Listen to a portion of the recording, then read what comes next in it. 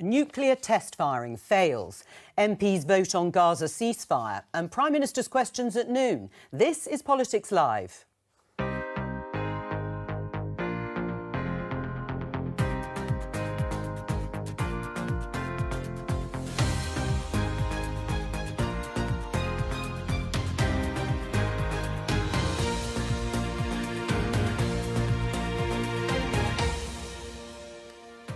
Joining me, Conservative MP Steve Brine, Labour peer Francis O'Grady, David Linden from the Scottish National Party and Times columnist Melanie Phillips. On today's programme. This is the worst situation I have seen in my life. It's the debris, the light, working in the darkness, patients everywhere. The desperate humanitarian crisis in Gaza. MPs here vote on whether to call for a ceasefire. Can Labour avert a rebellion in their ranks? We have been in discussions with the Speaker. We're hopeful that we will have the chance to put our proposition before the House, and we believe that that offers the House the best chance to speak with one clear voice. Ship Control, take the submarine to Action Stations missile for a weapon system readiness test. The test firing of a Trident missile from a Royal Navy submarine fails for the second time in a row. So do we have a credible nuclear deterrent? The Home Secretary sacks the Chief Inspector of Borders and Immigration. It's deeply disturbing that information, which has no basis in fact, was leaked by the independent Chief Inspector to a national newspaper. The Conservatives have broken the asylum system, bust the Home Office budget, badly undermined Britain's border security and put our country's security at risk. All that and, of course, Prime Minister's questions live at noon.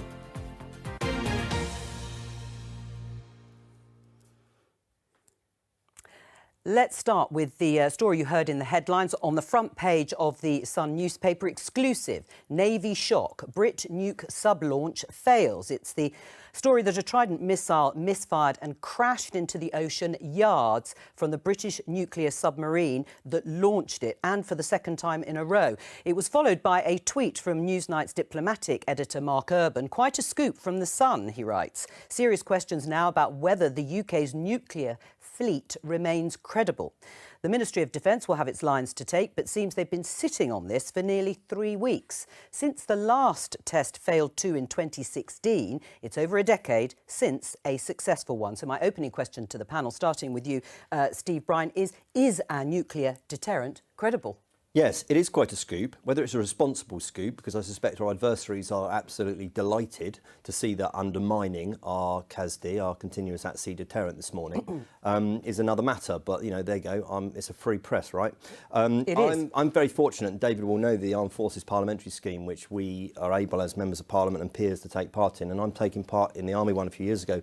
I'm taking part this year in the Navy scheme. And I was able to spend a couple of days at Faslane just before Christmas, down on some of the submarines in dock, I might add, and meeting the team behind it. I am not overly concerned. I understand. No, I understand the Defence Secretary and the head of the Navy was on board when this test happened off the coast of the US. Clearly, there is only so much they can say, but it doesn't seem that there is any undermining of the independent nuclear deterrent. And there are hundreds of tests that have gone on over recent years, and there are two that have gone wrong. Right. That's why they test, right? Of course, but it is a little unnerving, I suppose, if you think the last one failed too, and that was in 2016. Yeah, but does anybody know the details? Because I suspect they're very different details as to the test that was done then and the test that was done now. Was it exactly the same thing, or were they trying to fix what went wrong? Look, the truth is that we don't know, rightly so. What our adversaries will see on the front pages of the newspapers today is that Britain's nuclear deterrent's in trouble. I don't believe it is, but as ever, I suspect Grant Shapps is rather hobbled by there's only so much he can say. Is our nuclear deterrent credible on the back of this story that Steve Brine thinks is probably a little irresponsible? Well, I would have thought that the House and the country are going to be looking for a lot of reassurance in the wake of that story. And, you know, I have to say that there's a bigger issue about the defence sector. You know, there's something, the vision of Grant Shapps on board when this all happens, I think feels like a terrible metaphor for what's happening in the country. We know about the squeeze on budgets. We know we've got 25,000 fewer troops than we had in 2010. We know how important the defence sector is for jobs, but lots of procurement failures too. So, you know, it feels like this is a time, especially in a world that at the moment feels really unsafe, where we need a proper strategic review and a look at what are the real threats that we face and what's the best way to meet them. Is our nuclear deterrent credible? Well, it will come as no surprise that as somebody who's a member of the Campaign for Nuclear Disarmament, I don't think that having Trident missiles is particularly makes us safe. Also have the joy of living just about 40 miles along the road from where our nuclear weapons are stationed. I think at a time when we have a cost of living crisis, the idea that we spend hundreds of millions of pounds on weapons that frankly we would probably never use. That's why they're a deterrent. It raises all sorts of questions about the effectiveness of it, and I'd rather see that money ploughed into things like more conventional forces and other aspects of our economy. The SNP's position on it has always been that we would be a member of NATO, but not a nuclear member, because we don't agree with Trident nuclear weapons. They don't make us any safer. And what are they defending? Oh, they're defending the food banks in my constituency. Well, Melanie, what's your view? Is our nuclear deterrent credible? I don't think it's made incredible by this particular incident. Clearly, it didn't go well. Clearly, it's a major embarrassment. We're told that it was human error, but the missiles themselves are fine. And I understand from commentary that the incident in 2016 was also human error. In other words, the information being programmed into the missile system failed. That isn't altogether reassuring, I have to say. But nevertheless, the idea that these incidents, which, if it's true, depended on human error, the idea that sort of obviates the deterrent nature of the missile program, I think is absurd. What I think is actually more serious is that deterrence only works. A country only deters the enemy if the enemy believes you're actually going to use the weapon. And I think this goes beyond nuclear, the issue of nuclear weapons. I think the West generally is giving all our enemies the impression that we are no longer prepared to fight and die for what we believe in. We no longer even know what we believe in. That's what they all think, and we see the empowerment of rogue actors, Putin, Iran, China, because of this impression. So, you know, fine to have a deterrent of any kind, very important, but in order to deter, which is crucial, we have to mean what we say. What is undoubtedly true is that the Army has got a challenge with recruitment, big time, and the Navy particularly as well, and within that, submariners is a really, really difficult recruitment challenge. People don't want to do it. And so then you've got the engineers and the key people that are keeping this stuff safe and keeping this stuff working, or meant to be. They are often being poached by private sector contractors, military contractors, MOD contractors, who are able to pay them much more in the private sector. So where I would agree there definitely will be questions asked, I don't think there'll be questions answered in the open house, but the Intelligence and Security Committee, I'm pretty sure that they will be looking at this pronto. Right, let's talk about a Commons debate and vote that is happening this afternoon. It's an opposition day debate that's been brought by the SNP, David Linden's party. It is about whether to call for a ceasefire in Israel and Gaza. Now, it is quite complicated from a parliamentary procedure point of view, but let's try and guide you through it. First of all, if we can show you some of the motion first and then amendments that have been put forward by other parties. So, ceasefire in Gaza. The SNP is saying an immediate ceasefire in Gaza and Israel. It is a lot longer than that, but that is the sort of headline. The Labour Party has put forward an amendment which says an immediate humanitarian ceasefire. And the government has also put forward an amendment to the SNP motion which says an immediate humanitarian pause. Now, on the face of it, they look pretty similar, but there are differences. Let's talk to our political correspondent, Layla Nathu. What is the difference, or what are the differences between the motion and the amendments, Layla? Well, they are quite subtle, as you say, Joe. I mean, the immediate difference is that the Labour motion goes a lot further. There are a lot more qualifications. The SNP motion is quite straightforward, basically calling for an immediate ceasefire. The Labour motion inserts the word humanitarian in there, immediate humanitarian ceasefire, and talks about Israel being expected not being expected to cease fighting. There are a few more qualifications. It also doesn't repeat the language used in the SNP motion, which refers to the end of the collective punishment of the Palestinian people. So that is a notable difference between those two motions. But the main difference is that actually, because the government has put forward its own amendment now, there is some uncertainty as to whether Labour will actually even get to vote on this amendment at all, whether it will be selected, because this was designed, the Labour amendment, to really neutralise the divisions within the Labour Party, so that Labour MPs wouldn't be forced, if they wanted to express support for a ceasefire, to support the SNP motion. They could actually support the Labour version instead, which all the Labour MPs would have been expected to get behind. Now we've got this jeopardy of the government amendment being selected instead, which reintroduces that risk for Keir Starmer that MPs will rebel. Right, so it's a potential headache for the Labour Party and for Sir Keir Starmer. Beyond Westminster, what is the significance and the meaning of what's happening this afternoon? Well, the SNP have essentially used their parliamentary moment to force this issue for Labour. Yes, it doesn't make a difference in terms of a material impact of government policy, although we have seen a restatement of the government policy, which is this idea of a humanitarian pause and then a permanent sustainable ceasefire in the longer term as an aim. So that is actually a sort of difference now between the UK government position and, you know, you already have the US, for example, calling explicitly now for a temporary ceasefire. So a slight difference in language being exposed in the government position. It is more of an internal Westminster issue in terms of forcing the Labour Party's hand on this. But I think it will be problematic for Keir Starmer if the Labour amendment is not selected, because it will show again the divisions in the Labour Party. And remember, Labour MPs are still very much under pressure on this. They are still getting pressure from their constituents, very much so on this issue. Remember, the last time it was forced was November. You had more than 56 rebellions on the Labour side. Then we had a handful of resignations from the Labour front bench. So in terms of what the impact could be more broadly, it will expose Labour divisions again, once again on this, put pressure on Keir Starmer over what has been a very tricky issue for him in recent months. Leila Nathu, thank you very much. Well, let's pick up on that with you, David Linden, because listening to Leila Nathu there, is that the primary reason that you've called this Opposition Day debate on an extremely sensitive and explosive issue across the world, is to expose divisions in your political opponents? No, not at all. Look, Joe, I've been a Member of Parliament for 6 years. In that time, I've seen Brexit, I've seen a pandemic, I've seen a recession, I've seen military conflict in Ukraine, Afghanistan.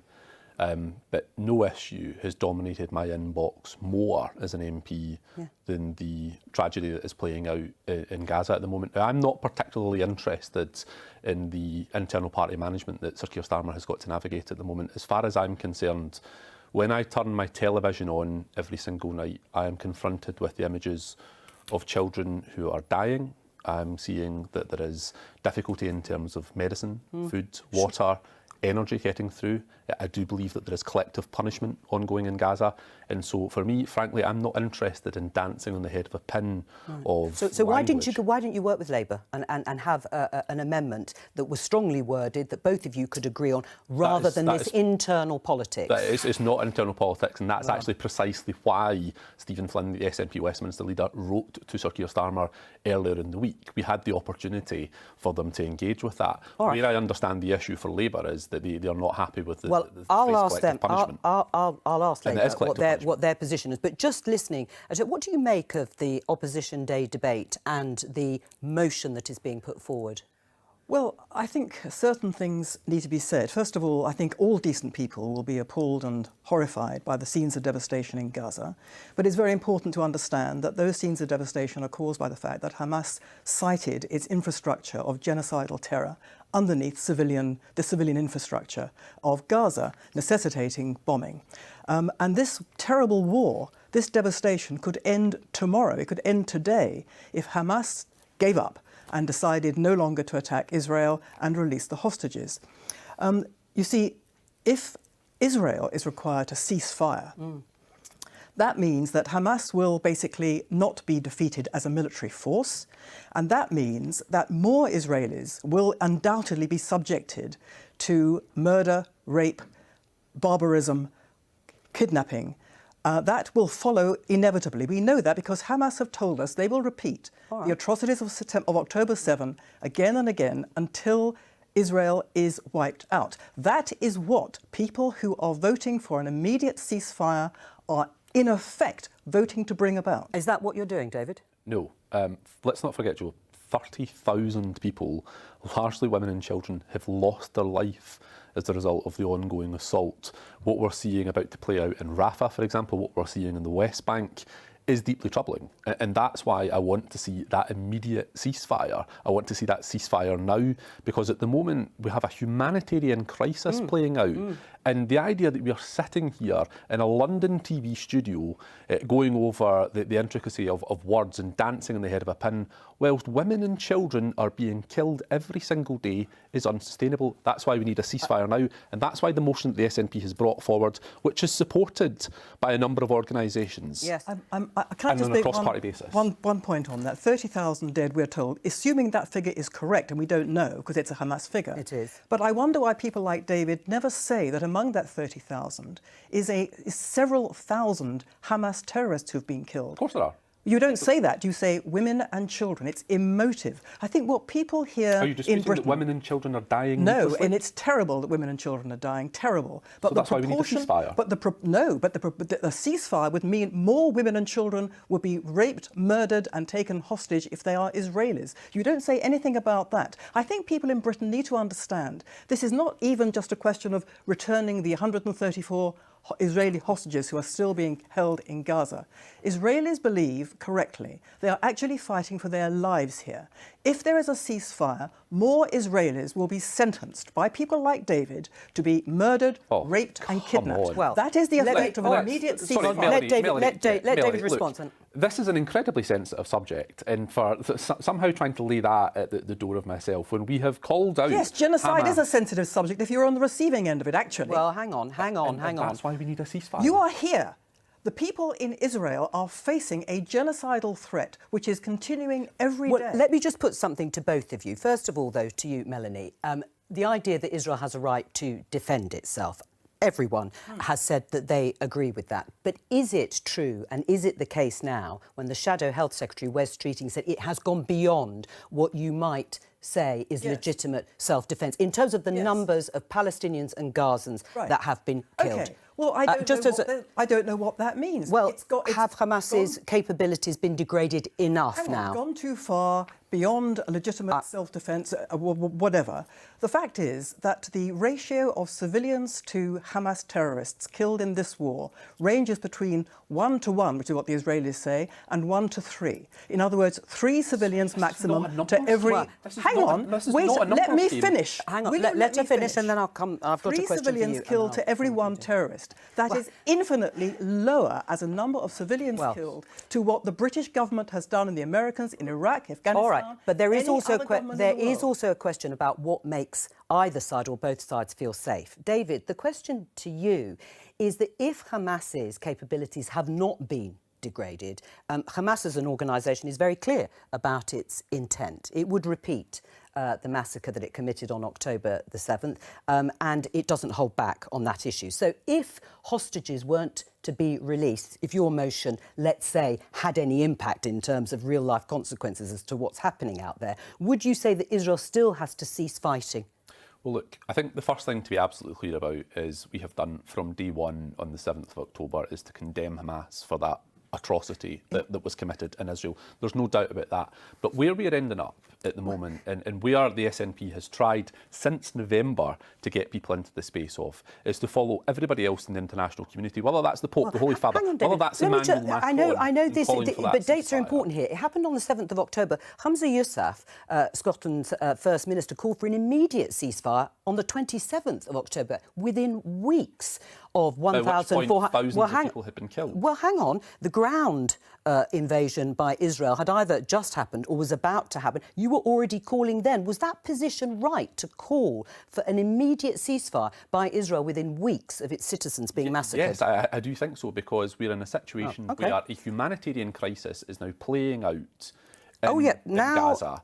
And we cannot stand by and watch this barbarism continue. Let's not forget, the ICJ have opened an investigation as to whether genocide is being committed at the moment. And for me as a politician who's been elected, unlike Melanie, to stand by and ignore the thousands of constituents who say to me, this is an unsustainable situation, there is collective punishment, not to go and vote for that today would be an abdication of responsibility on my part as Member of Parliament. Well, let's bring it back to politics here, because it is a headache for the Labour Party and for Sir Keir Starmer. It's only literally within the last few days that the party has shifted its position to be closer to the SNPs, but actually in the end, MPs may not have a chance to vote for that amendment. And in that case and in that position, what should Labour MPs do? Back the SNP?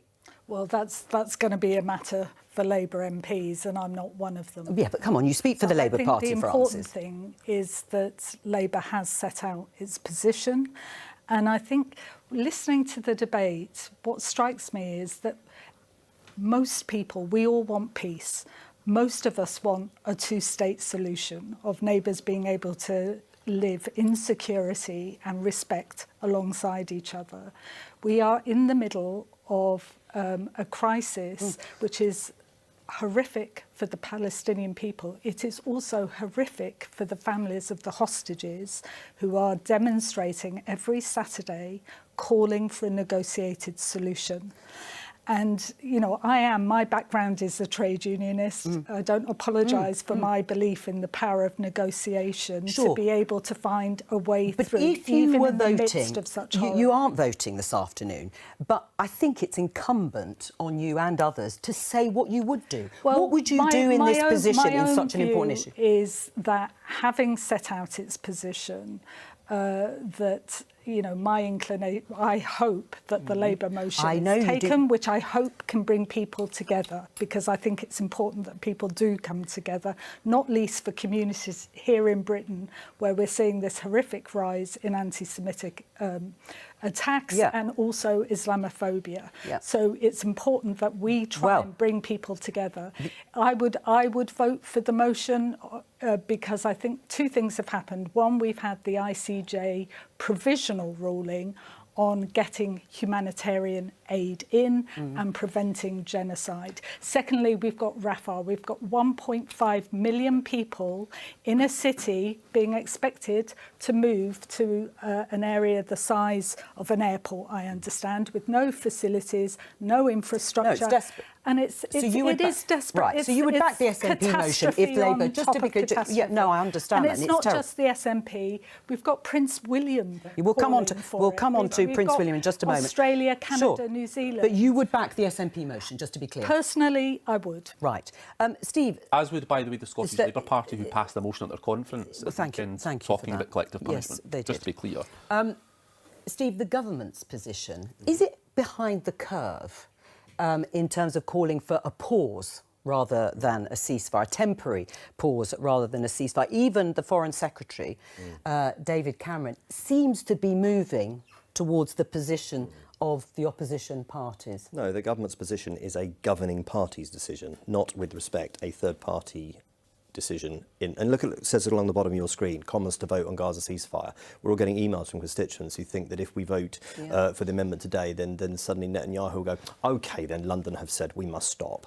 The truth is that if 650 MPs, 2-0, voted for the SNP motion today, it would change nothing. This is an opposition day. The clue is in the name. And it seems like a long time ago now, but going back to your first question, is this to cause trouble for Labour? Well, David will have to search his heart as to whether it is. Of course it is to cause trouble for Labour, and it's causing massive trouble for Labour. And the anxiety is that the Speaker won't call the Labour amendment. Yeah, but why? But the government put down an amendment yes, too. So is that not also party political? And they are the government. And so, therefore, it would be every right for them to select the government amendment. And I have it here in today's order paper, and I have absolutely no issue with it. Immediate humanitarian pause, permanent sustainable ceasefire. The SNP motion doesn't... I know they've said that they've expressed regret at what happened October 7th. Doesn't say it in the motion that I'd be asked to vote for today. And also, I'm not voting for a unilateral Israeli laying down of arms while Hamas have said they'll continue to lob rockets into Israel. And all that will happen, as Melanie says, is that more Israelis will die, and then as a result, Israel will hammer even harder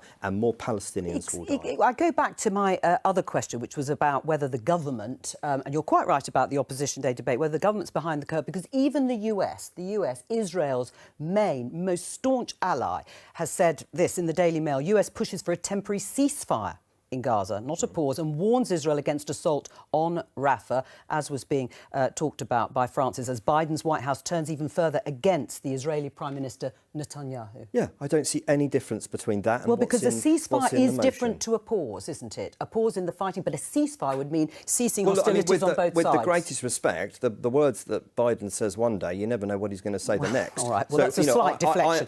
No, it's not deflection. It's just reality of what people's grave concern is in Washington right now about the US president, who is the only one that really matters in this outside of Israel. I have no issue with the Prime Minister's amendment today, and if it's selected, I will be voting for it.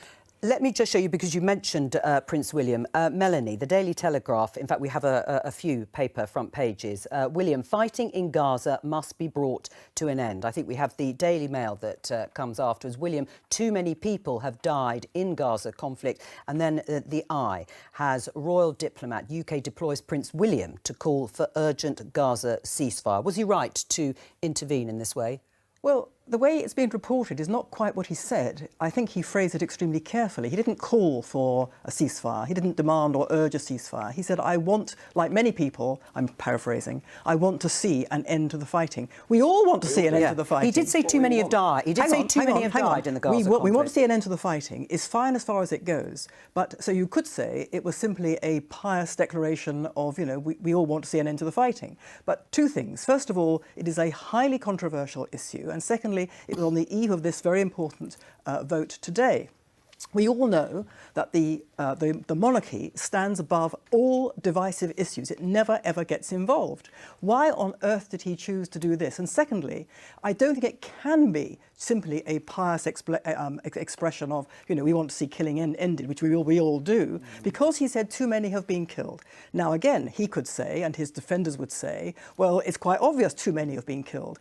But the fact is that too many have been killed, in a broad sense, implies that Israel is killing too many. Now, all civilians who die in war is a tragedy. It's very regrettable. But the point is, this is a just war. Even in just wars, civilians unfortunately get killed. The crucial thing is, when he says too many, how many is too many? Too many Hamas terrorists who've been killed among the 30,000? Well, of course, we don't how know. Many? How many? Okay, too many children. Of course, in a just war, too many children are killed. And many more but starving. in this war, fewer civilians have been killed. All right, I know you've made that calculation, but let me just come back to whether it was right for Prince William to say what he said. We all know how this works in terms of when the royal family decide to speak out. I am not a great defender of the royal family, I must admit, but Prince William, in making those comments, would have known fine well what the front pages of today's newspapers would look like.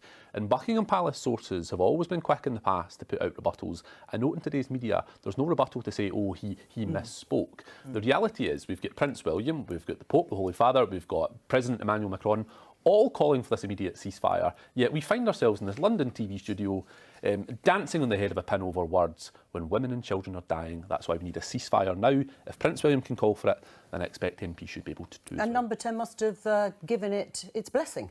Well, presumably so, but again, who knows? I'm looking at the headlines on your table here. Fighting in Gaza must be brought to an end. Check, agree. Too many have died. Check, agree. How many are too many? But, the point is that I have no issue with where the international community is, because I think it is moving in the direction of agreeing a permanent, sustainable ceasefire, which has to include both sides. But you have a situation here where Israel no longer, well, the Prime Minister of Israel said he doesn't agree with a two-state solution, and you have the Palestinian side who talk about from the river to the sea. So that is an intractable position. And so if we can get to a permanent, sustainable ceasefire, then I will be delighted, but I will be surprised. What happens in the House of Commons this afternoon is not going to There is a point here, though, that if Joe honest. Biden came out tonight or tomorrow and said he was in support of an immediate ceasefire, we all know that politicians in London would file in behind that, wouldn't they, Steve?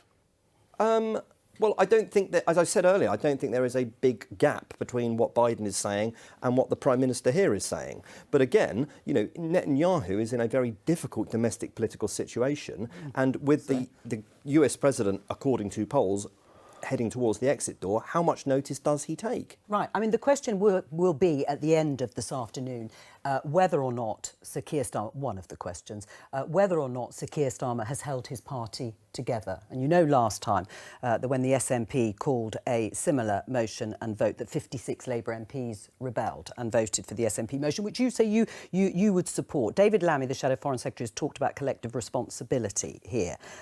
Should people be sacked on the front bench in Labour if they again back David Linden? I'm not going to speculate. I mean, we don't even know whether the motion's going to be taken yet. So I think we need to see how that unfolds. But I think we're underestimating the British people here, because I think there is a real appetite. You know, we know from countries like Colombia, from our experience in Ireland, from South Africa, where even in the most intractable situations, it is possible to find a solution, a negotiated solution. And that takes huge diplomatic effort. It takes civic society rallying behind that too. And I just think, you know, we all want peace. The question is how, but we have to ratchet up the pressure. Huge diplomatic effort isn't happening with the regional powers. Behind the scenes. That is happening all the time. And I suspect Lord Cameron is at the centre of it, and I sincerely hope he is. All right, we're going to talk about something completely different. BBC News.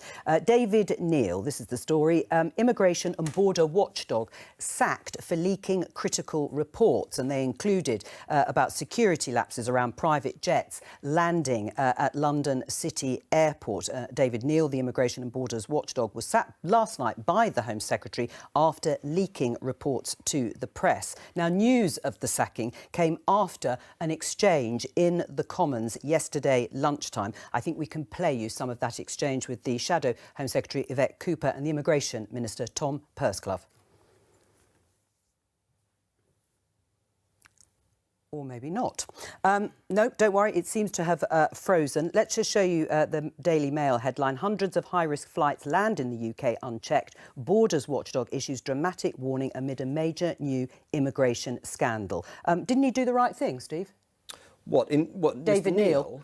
Well, not if he's lost the confidence of the Home Secretary and he's breached the terms of his employment, then I can see why he was dismissed. Just for the record, it's the 20th of February yesterday. His contract is due to end on the 21st of March. So it's 1 month early. So I would wonder why have the row, frankly. But, you know, like the last story we were talking about, where are the public watching politicians arguing while people are dying? With the post office story, they're watching a row while the postmaster's not getting money. But he does raise some interesting issues, doesn't he, about security? But as chair of the Health Committee and the Health and Social Care Committee, I'm actually more concerned about the regulations that are being passed, which I have spoken out about, which we have taken clear evidence about, which is that if you ban relatives coming here with care workers, they have already proved that they are internationally mobile, and they will be internationally mobile elsewhere. And we have taken clear evidence on the Select Committee from that. We have written to the Home Secretary and to the Immigration Minister, the Legal Immigration Minister, to seek more detail as what they said when they've done the workings out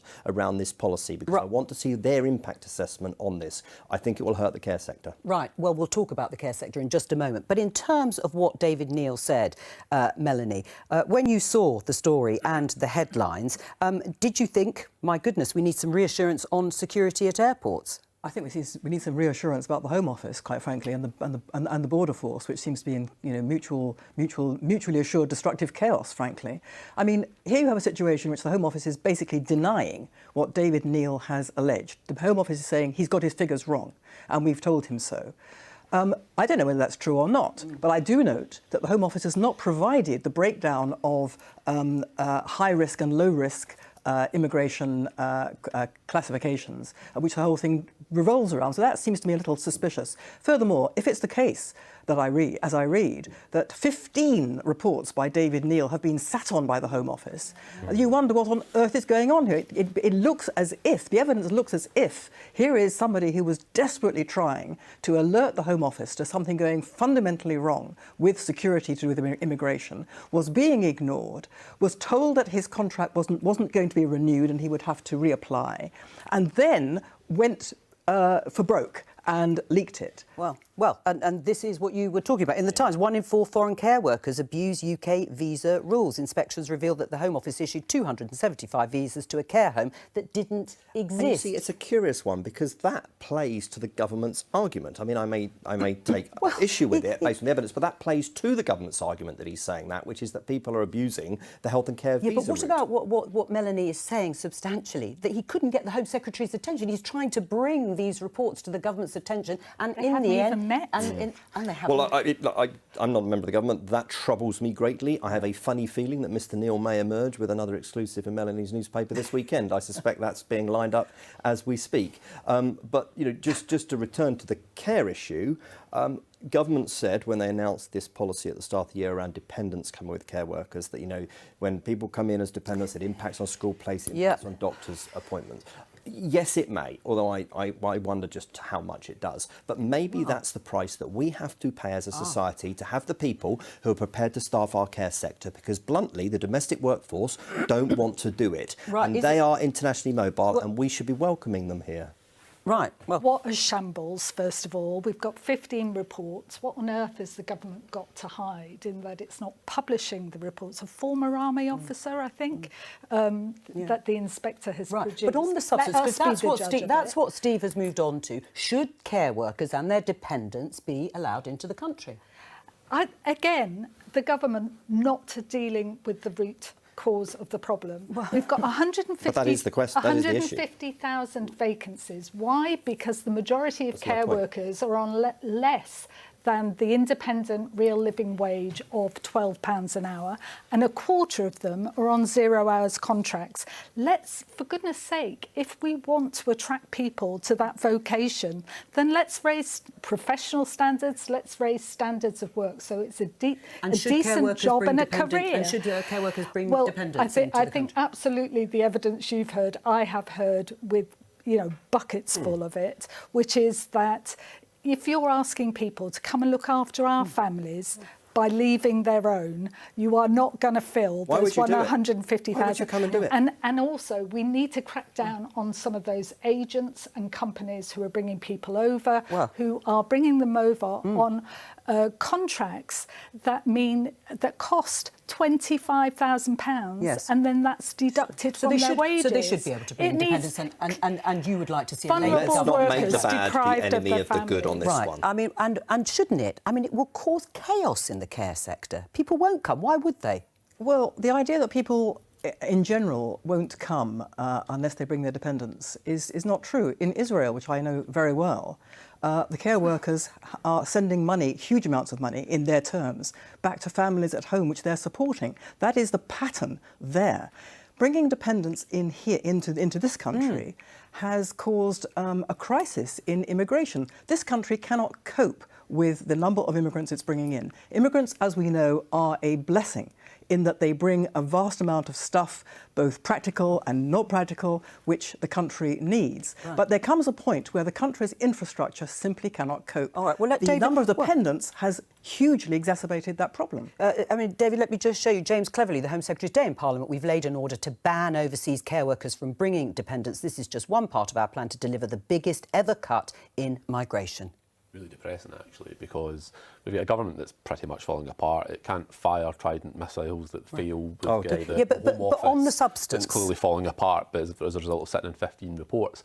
Look, I think it's clear as day. The Conservatives want to weaponise immigration in the run-up to this election. We're in an election year. I understand that tempers will run high. But to be honest, in my constituency, and I've got care homes in there, like Steve, I understand the health and social care sector well, The biggest, most overwhelming thing that my constituents, and in particular the care sector, tell me is that immigration has not been our problem. It's immigration. The reality is we're all living longer. We're all living longer with more complex health conditions. And Steve's right. When I go into some of my local schools and I ask the kids, what do you want to do when you go out to work? None of them want to go out and work in an environment where they're having to wipe people's bottoms or feed people.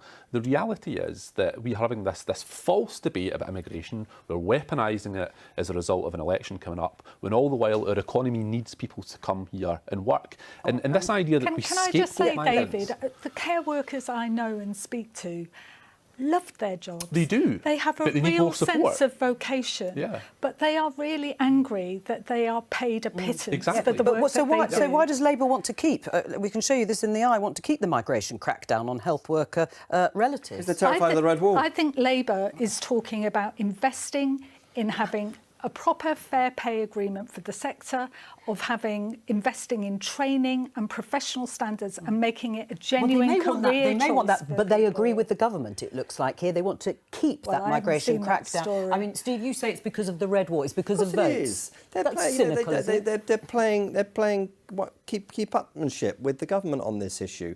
And I know Well, this. Perhaps the government will support a fair pay agreement for care Francis, workers. right, I completely agree with you, right? £12. The longer burn is that we need a domestic care workforce that is paid better. But if you cut off that workforce supply right now, in the pursuit of cutting immigration numbers, I predict to you that the people who are not there to look after mum or dad with dementia in the care home will matter I more agree, to the but voters later this year than it will the immigration everybody numbers. should get paid the rate for the 100%, job and we've taken- a fair rate Well, for the Francis, job. taken you two plenty of agree. evidence. You Passport agree they with hold. Conservative MP Steve Brine.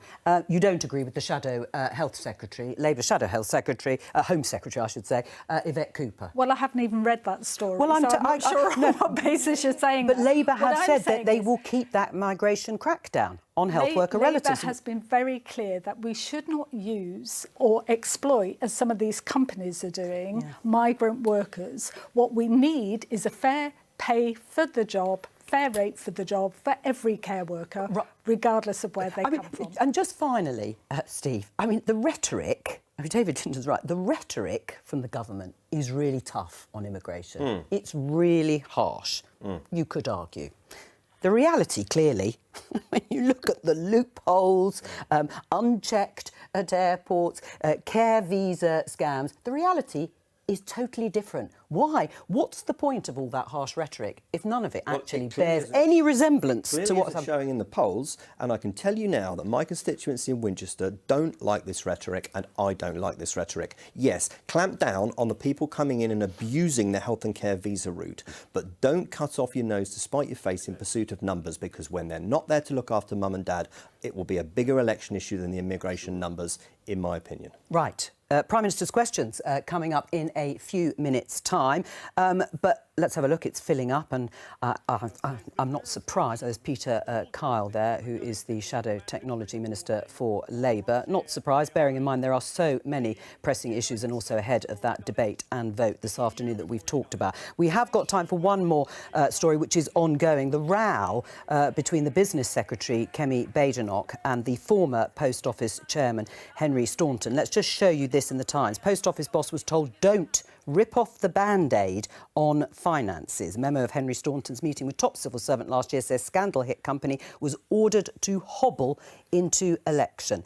Let's talk to Leila Nathu again. Yes, what's the latest? Well, it's another escalation on the part of Henry Staunton that started from his interview on Sunday with the Sunday Times, when he made a couple of explosive claims, one about the nature of the conversation he had with Kemi Badenoch last month when he was dismissed, and the other in which he said that he was told to stall compensation payments to wronged postmasters caught up in the Horizon scandal by a senior official in the business department. So a hugely controversial claim there. It triggered a furious response from Kemi Badenoch, who accused him of lying and said it was a made-up anecdote and challenged him to produce some evidence. So today he has made public a note that he made at the time of that conversation he had with the top civil servant at the business department back in last January, a note that he emailed himself on that day when he said that he was told that there was not that was was not the time to deal with long-term issues in the Post Office, and the Post Office should hobble into the next election. So his initial recollection was the word limp. He now produces this note that says it was hobble. So it's an escalation of this row. The government's hit back and said he's misrepresenting that conversation with officials. I suspect this is not quite the end of the story, because he's going to be summoned before the Business Select Committee next week. But it's clear in his mind that that conversation suggested to him that he was being told to go slow on these compensation payments.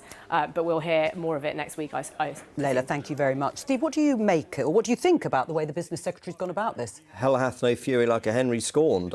He was dismissed, and I suspect she thinks there's a good reason why. She said that Miss Mumby, who is the civil servant who apparently made this claim, denies it. So I hear. I don't think, with respect, that the Times come out of this brilliantly well as it stands, but that there'll be more to come on this. And in the middle of this, if it was to stall, well, it hasn't really been very well listened to, has it? Because we're overturning convictions and we're getting compensation out the door of the sub-postmasters. But I asked about the way, Kemi Bain, not the name calling. Well, it's confrontational, right? And I'm sure it plays well with a certain audience. But I think the sub-postmasters are probably left pretty cold by it. The Conservative cabinet is rapidly turning into Millwall. Nobody likes us and we don't care. I mean, it seems to be picking fights all over the place. Well, and actually what we should be focused on is getting that compensation and justice for the postmasters as fast as possible. Which we are. It's now time for Prime Minister's questions.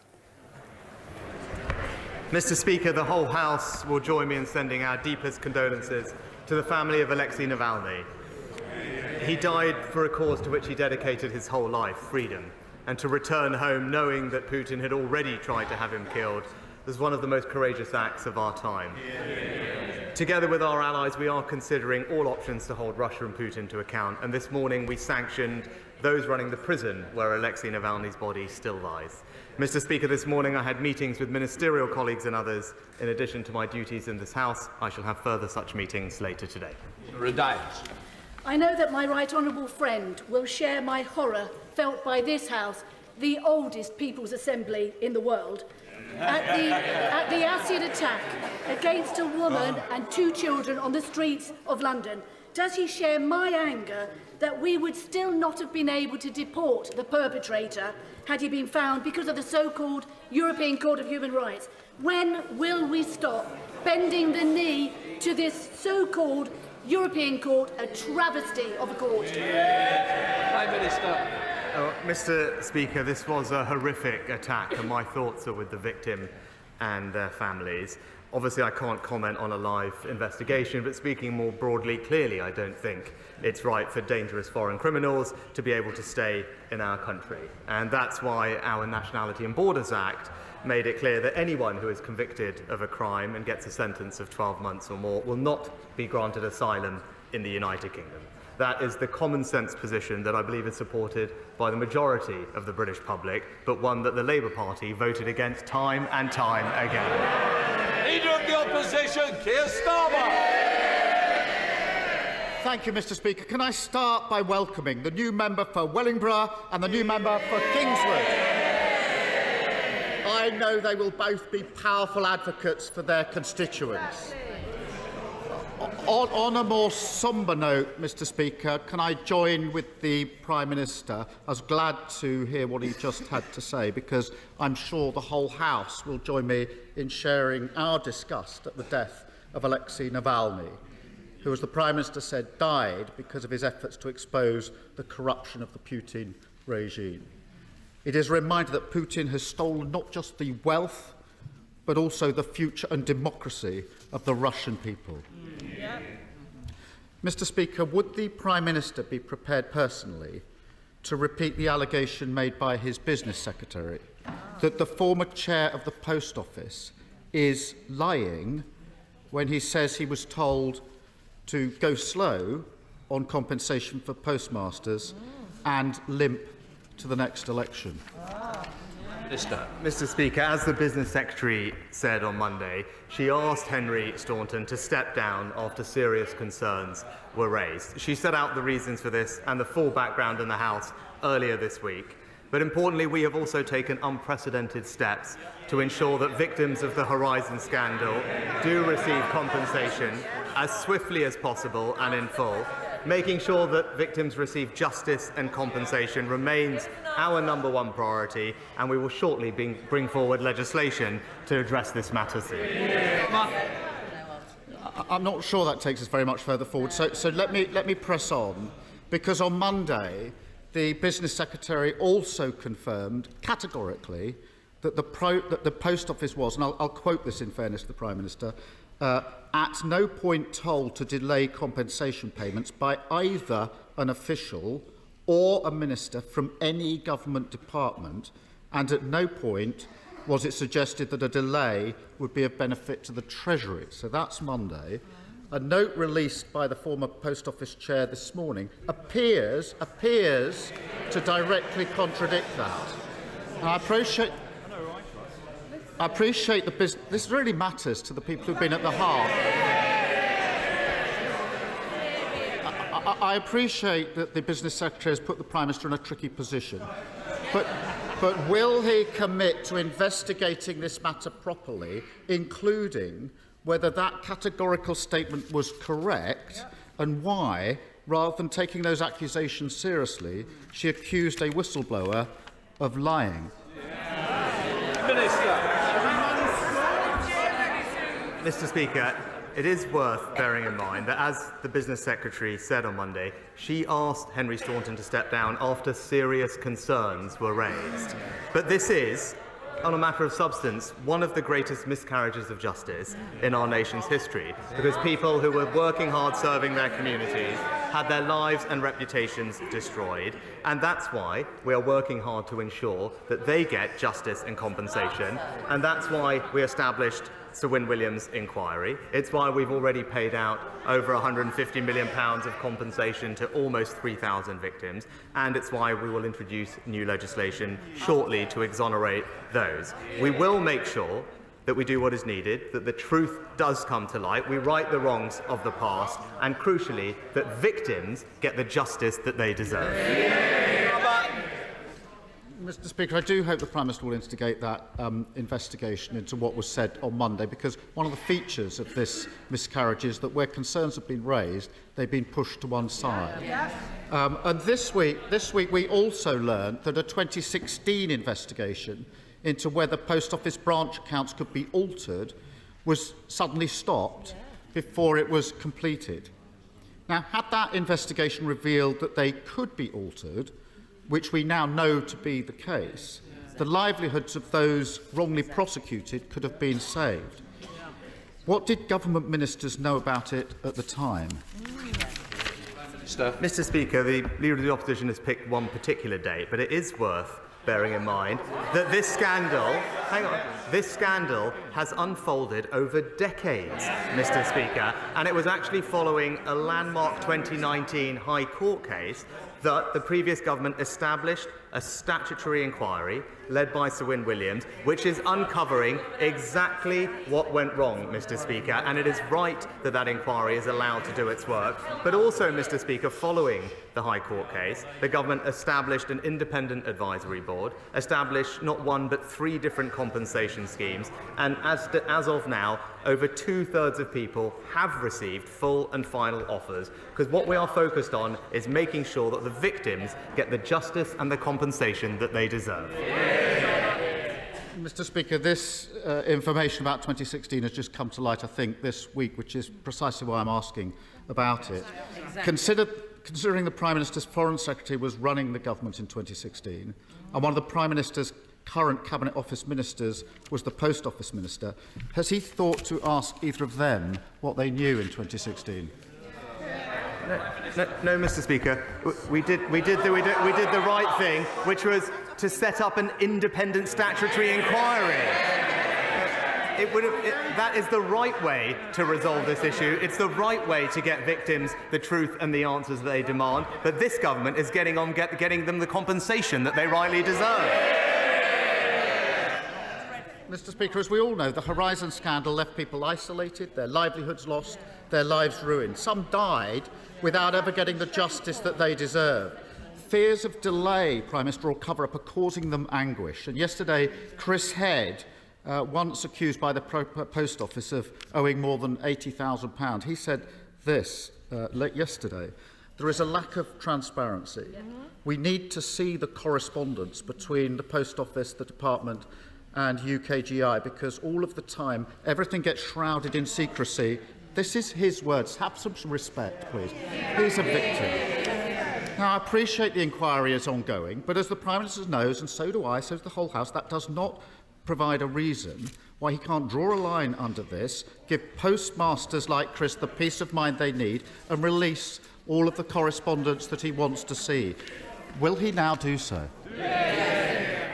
Mr. Speaker, as I said, this is one of the greatest miscarriages of justice in our country's history. I don't think that the Leader of the Opposition ever raised with me over these exchanges over the past year.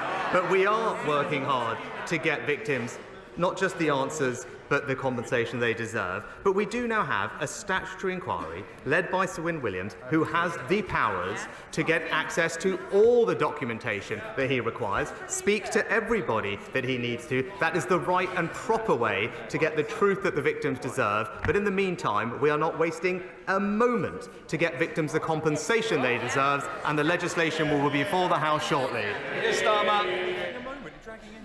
In recent decades, there have been numerous scandals that have left shaken public faith in our institutions, and rebuilding that confidence will require those affected to see that politicians are being honest with them and to believe it. Just like the postmasters, victims of the infected blood scandal have been subject to unimaginable trauma during their search for justice. So can the Prime Minister put their minds at ease and tell the House what undertakings he has made to ensure the government is not limping to the election on payments that they are owed by the British state? Mr. Speaker, when it comes to the inflected blood scandal, as I've said before, I'm acutely aware of the strength of feeling on this issue and the suffering of all those who were impacted by this dreadful scandal. I gave evidence to the inquiry myself last year, and as I said then, I recognise that thousands have suffered for decades. As he knows, there is an independent inquiry. The Minister for the Cabinet Office, because this is an incredibly complex issue, as he well knows, updated Parliament with the latest government position just before the Christmas recess, announced that the Cabinet Office was appointing an expert group of clinical, legal and social care experts, so it had the relevant expertise to make informed decisions responding to the inquiry's recommendations on compensation when they come, and confirmed that the Department for Health will implement a fully bespoke psychological service for people infected and affected. We have also committed to providing an update to Parliament on next steps through an oral statement within 25 sitting days of the publication of the final report. But I'll end where I began. This is a deeply awful scandal, and we will do what we need to make it right. McCartney. Thank you, Speaker. There is a plan for at least 2,000 single young men who have come here illegally to soon be housed just 3 miles from the centre of Lincoln at RAF Scampton in my right honourable friend's constituency of Gainsborough, if the Home Office ministers have their way. On top of the huge and rising costs and recent advice from civil servants to Home Office ministers to can the plan, what reassurance can the Prime Minister and his Home Secretary give that Scampton will not replicate the scandalous incidences that occurred in Cambridge when 300 Libyan trainees were housed at RAF Bassingbourn in 2014? Prime Minister. Mr. Speaker, my honourable friend is right to raise the concerns of his constituents, and I want to assure him that we want asylum accommodation to have as little impact as possible on the local community. I understand the Home Office has put in place a number of measures, including a specialist security provider working on site 24/7, CCTV, and they are working with the local police as well. But I know he agrees with me that the only way to fully stop this problem and ensure that local communities are not seeing the housing of illegal migrants, whether that's in large sites or in hotels, is to have a plan to stop the boats. That's what this party and this government does, and it's Labour who are blocking us every step of the way. Stephen Flynn, SNP Leader. Thank you, Mr. Speaker. May I begin by echoing the sentiments of the Prime Minister and the Leader of the Opposition in relation to the heroic bravery of Alexei Navalny. We all must continue to be united in our opposition to Vladimir Putin. Mr Speaker, as it stands, some 60% of the buildings in Gaza are either damaged or destroyed. Much of the farmland is in ruin. Some 30,000 people are dead, 70,000 injured, and 1.4 million people are currently sheltering in Rafah, awaiting an imminent Israeli onslaught. Surely the Prime Minister must accept that that does not amount to self-defence. Prime Minister. Well, Mr Speaker, I share the concern of many members about the high rate of civilian casualties and indeed the growing humanitarian crisis in Gaza, and that is why we have called consistently for an immediate humanitarian pause, which would allow for the safe release of hostages and more aid going into Gaza so that we create the sustainable conditions for a long-term and enduring ceasefire. That is what our diplomatic efforts are focused on, and that is what I impressed upon the Israeli Prime Minister last week when I spoke to him. Stephen Flynn. Mr Speaker, tonight this House will have the opportunity to join with the majority of the international community and say that enough is enough, that the killing in Gaza must stop and that the hostages must be released. And the best way to do that is to send a clear and united message that we back an immediate ceasefire. Surely all of us, irrespective of our political allegiance, can agree on that very issue. Mr Speaker, of course we want to see the fighting in Gaza end as soon as possible and never again allow Hamas to carry out the appalling terrorist attacks that Israel was subject to. But he talks about the UN resolution, but just calling for an immediate full ceasefire now, which collapses back into fighting within days or weeks, is not in anyone's interest, Mr Speaker. We must work towards a permanent ceasefire, and that's why the right approach is the approach that we've set out and the United States have set out in their resolution, which is for an immediate humanitarian pause to get hostages out and aid in so that we then can create the conditions for a sustainable ceasefire. And in the meantime, we're doing everything we can to increase the amount of humanitarian aid that we bring into Gaza, something I discussed with the King of Jordan last week, and we will have more updates in the coming days of more airdrops into Gaza, but also just in the last couple of days have managed to deliver family tents into Gaza, which are providing much-needed shelter for very vulnerable people. Rob Butler. Thank you, Mr Speaker. Key to the much-needed regeneration of Aylesbury are new link roads to cut congestion. Money from the cancelled part of HS2 is meant to be paying towards them. That's only right, given the destruction that's being caused by the construction of the first part of this unwanted railway. But the cash hasn't arrived yet. So can my right honourable friend assure my constituents they will get the roads they need so they can spend less time sitting in traffic jams and more time growing the local economy?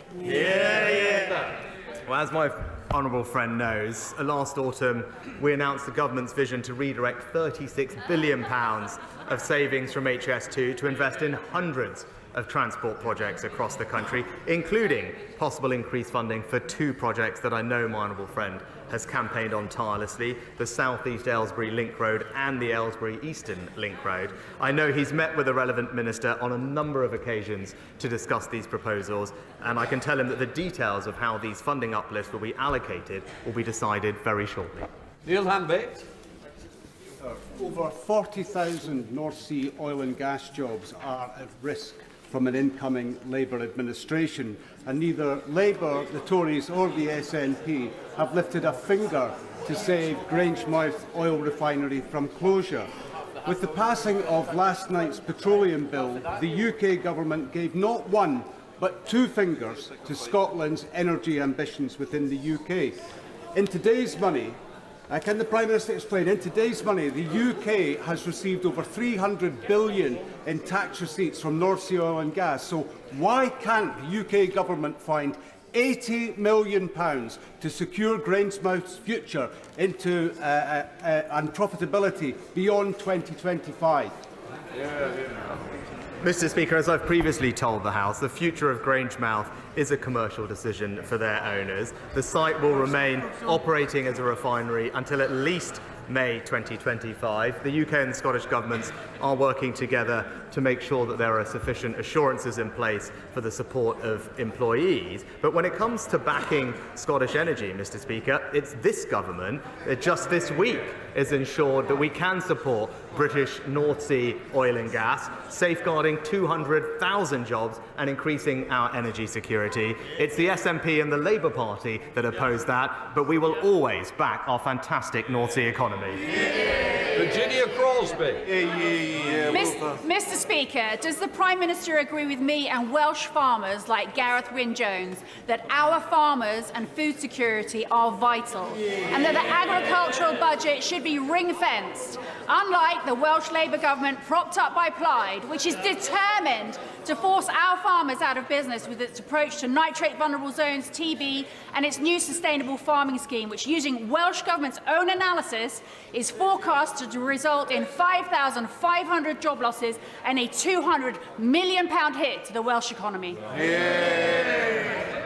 My honourable friend is an excellent campaigner on behalf of her local farming community, and I know that she's been working hard with Gareth Wyn-Jones to raise their voice, especially where there is so much concern, Mr. Speaker. On this side of the House, we're supporting farmers with more money to grow more British food, in contrast to the plans that she highlighted, which would decimate farming communities in Wales. It's the opposite of what is needed. While we will always back our rural communities across the UK, it's Labour that would take them back to square one. Thank you, Mr. Speaker. It's now over 2 years since the fan-led review on football governance was produced.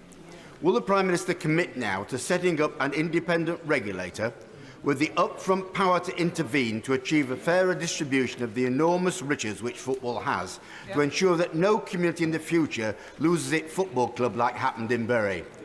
Will he commit to bring legislation forward urgently, or is he going to leave it for a future Labour government to act on behalf of football fans? Well, Mr. Speaker, the independent regulator will put fans back at the heart of football and help to deliver a sustainable future for all clubs. That delivers on our manifesto commitment, and the government is engaged in discussions with industry, and as was part of our King's speech, as the honourable gentleman knows. But I'm glad he brought up Bury Football Club, because it was the honourable member on this side of the House for Bury who ensured £1 million of funding to safeguard that football club, and that's what we're doing to communities up and down the country, Mr. Speaker. GP surgeries promised in planning applications take far too long to be built. So can we clear away the obstacles and make it easier for our amazing family doctors to use additional consulting rooms that they're happy with elsewhere in the community, so that GPs and the many extra prescribing nurses they're now employing can see more patients now while they wait for bespoke premises to be built? Prime Minister. Mr. Speaker, I thank my honourable friend for his question, something that he speaks with from a point of authority. Now, he knows that we do have high standards to ensure that GPs must provide services from premises that meet all the criteria required, but I do understand that it is possible for those services to be provided at alternative locations that meet the contract requirements. I'll happily ensure that the Health Secretary looks into his suggestions for more flexibility, but I know he will also welcome our recent plans to expand the range of services available at pharmacies, saving many people time and hassle to get treatment for 7 common ailments at their local pharmacies, easing the pressure on our GPs and speeding up the care that people deserve. Pete Wishart. Mr. Speaker, I was in the House on 18th March 2003 when this House voted to go to war on Iraq on the demands of the then Labour government. What followed was death, misery and destruction on an almost unimaginable scale. Voting against the Iraq war was the vote that I'm most proud of in my time in this House. Today, after 29,000 deaths in Gaza, we face a vote of similar significance. Does the Prime Minister believe that MPs today should look back with that same pride, knowing that they have done everything possible to stop the death, destruction and misery tonight? Prime Minister.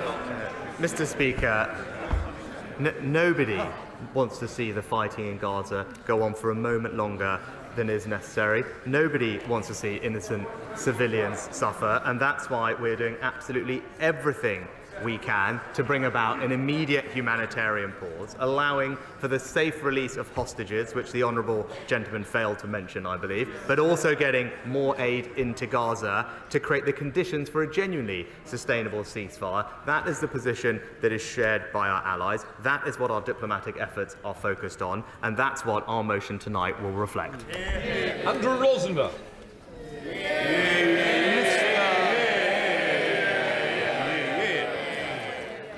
Mr. Speaker, sir, I've had the privilege to be spending a lot of time with the law-abiding, tax-paying, hard-working, patriotic people of Romford in recent months, and they've been telling me what they think. So, I'd like to ask the Prime Minister if he agrees with the people of Romford that we need a radical plan to control immigration and stop illegal immigration, that we need to regain sovereignty over our human rights laws in this country, that we need to tell the Mayor of London we need more police to stop crime in the London Borough of Havering, we need a fair funding settlement for Havering, so will he come with me to Romford Market, follow the footsteps of Margaret Thatcher, meet the people of Romford, because the one thing I can tell him they don't want is to be taken back into the European Union by a socialist government. Can I welcome my honourable friend? Can I welcome my honourable friend back to his place? Can I say I agree with everything he said, and I look forward to visiting him and his Romford constituents at the earliest opportunity. Weston. Thank you, Mr. Speaker. At a recent meeting of Warwickshire County Council, children with special educational needs were described by some county councillors as requiring, and I quote, some form of strict correction, or were, and I quote, just really badly behaved kids. Other inappropriate language was used. Parents of SEND children across the country have been outraged by this.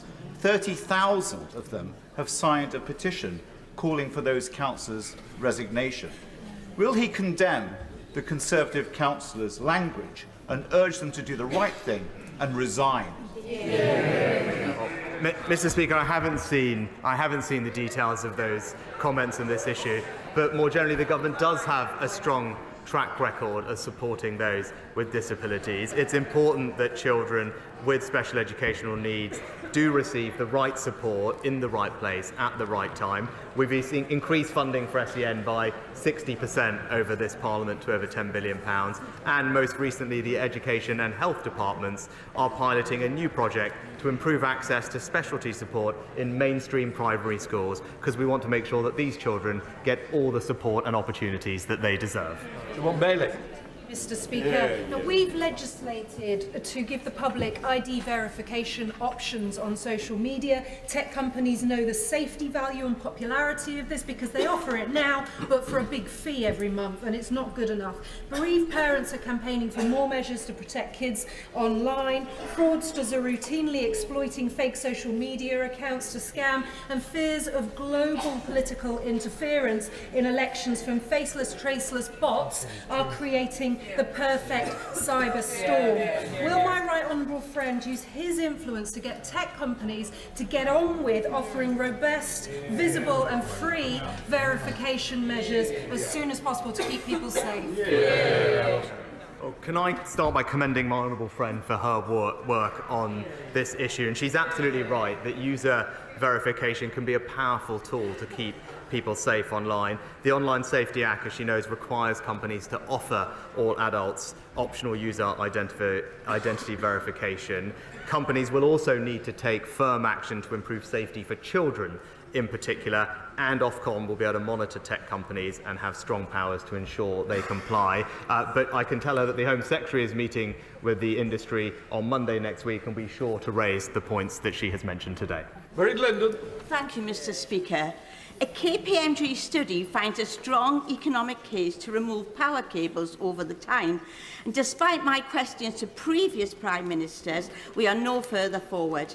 Can this Prime Minister finally secure a commitment from National Grid to implement its clear legal obligation and fund this vital work? This fog on the Tyne is impeding local businesses and risks possible net GVA benefits of up to £1.2 £2 billion. Our Great River needs action now. Mr. Speaker, I'm very happy to look into the issue that the Honourable Lady raised, but what would be damaging to the North East and the Tyne are her party's plans to stick with their completely ridiculous 2030 decarbonisation target with absolutely no plan to pay for it, which just means higher taxes for everyone in her constituency and the country. John Hayes. Thank you, Mr. Speaker. Britain's food security, compromised by cheap foreign imports, now faces a parallel threat. All kinds of industrialisation in the countryside, from large solar plants to interconnectors and substations, and now to huge pylons covering 87 miles of countryside. These will blot the landscape and use up valuable growing land, filling the Fenland big skies. Knowing that his bow burns with gold, like my own, will he ensure that he joins my fight for our green and pleasant land and make sure that food security and energy security are not competitors? My honourable friend raises an excellent point about our food security. We have taken steps that he has supported the government in doing to protect prime agricultural land from large-scale solar developments, which I know will be warmly welcomed. But also, our announcements this week at the NFU conference demonstrate our support to increase our country's food security, backing farmers with more funding, enhancing their productivity to produce great British food. All of that, as he knows, and including our green and pleasant land, we put at risk by the party opposite. Not only do they not want to back our farmers, they also want to impose top-down planning targets which would concrete over the countryside that he and I both love. Sure. In December, the Cabinet Minister for Equalities told this House that she had engaged, and I quote, extensively with LGBT organisations since her appointment 18 months ago.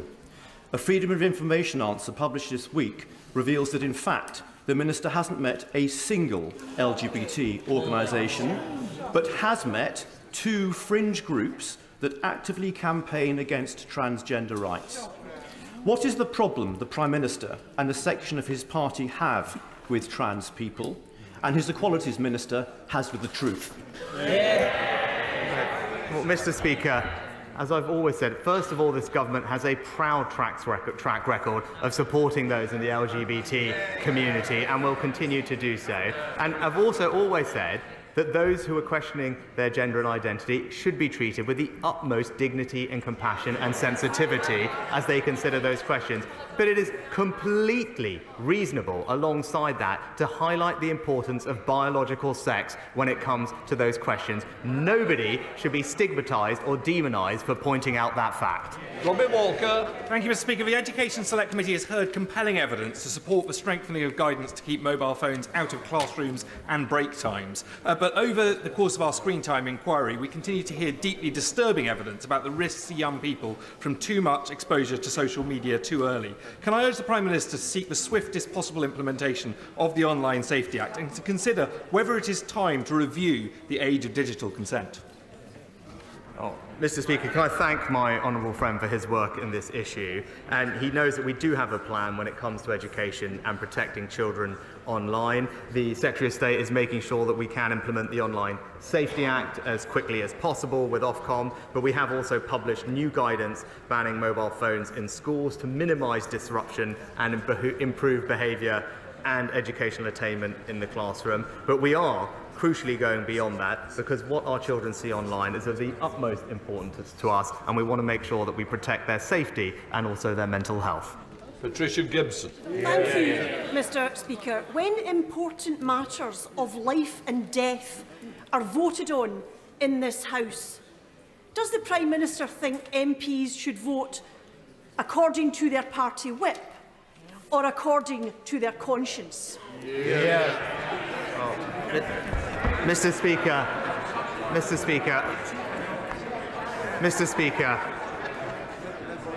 this afternoon the House will have an opportunity to consider its approach to the situation in Israel and Gaza.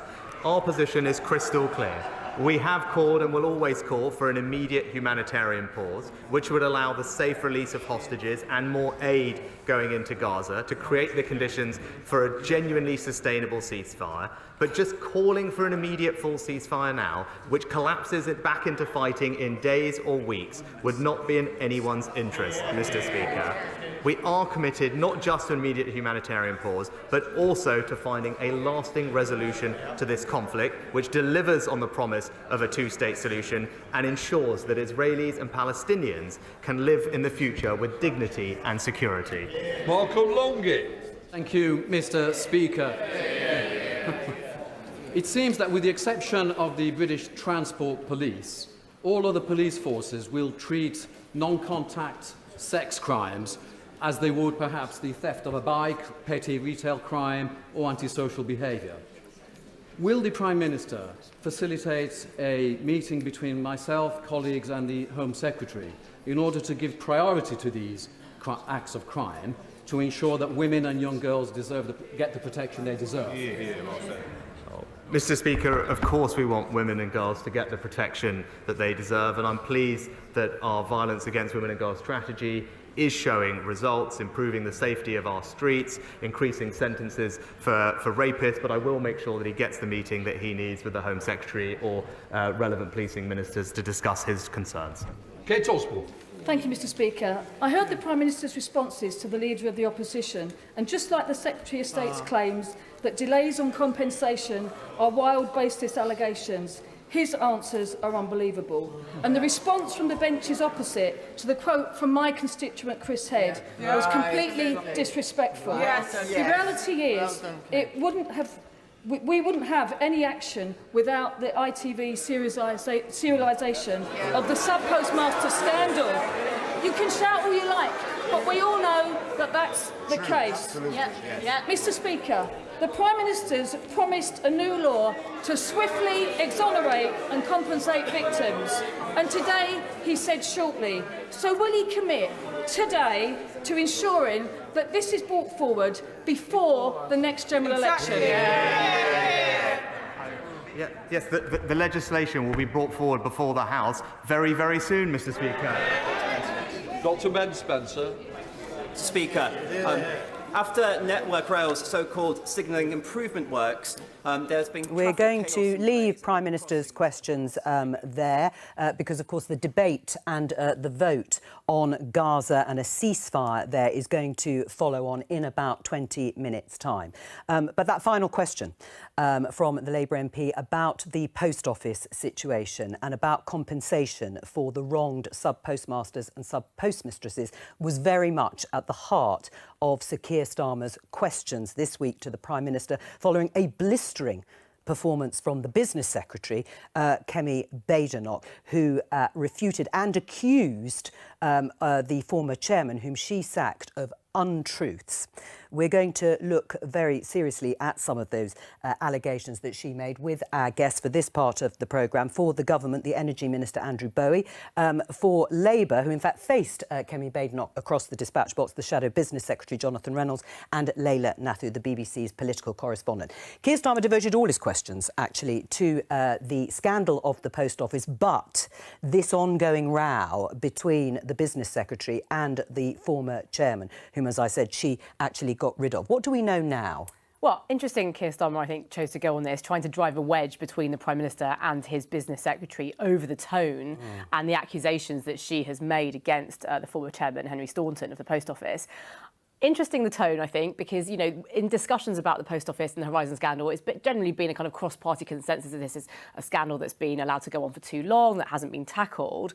So the tone, I think, was quite muted and less personal that we've seen in recent weeks between Keir Starmer. But interestingly, Rishi Sunak, when challenged by Keir Starmer, to repeat the accusations that Kemi Badenoch made that Henry Staunton has been lying about what conversations he had, he didn't choose to repeat those claims by the Business Secretary, instead actually choosing to broaden it out to try and draw attention to the fact that they are trying to do this after all and get the exonerations and the compensations paid swiftly. So I think a notable distancing from Rishi Sunak from the comments that Kemi Badenoch made. Well, Andrew Bowie, would you repeat the words of the Business Secretary, as quoted by Sir Keir Starmer, that the former chair of the Post Office, Henry Staunton, is lying when he said he was asked to go slow on compensation payments to wronged sub-postmasters and postmistresses. Well, look, the Secretary of State for Business and Trade set out her version of events at the dispatch box, and she was very clear over what the discussions that she had with Henry Staunton and the reasons why he was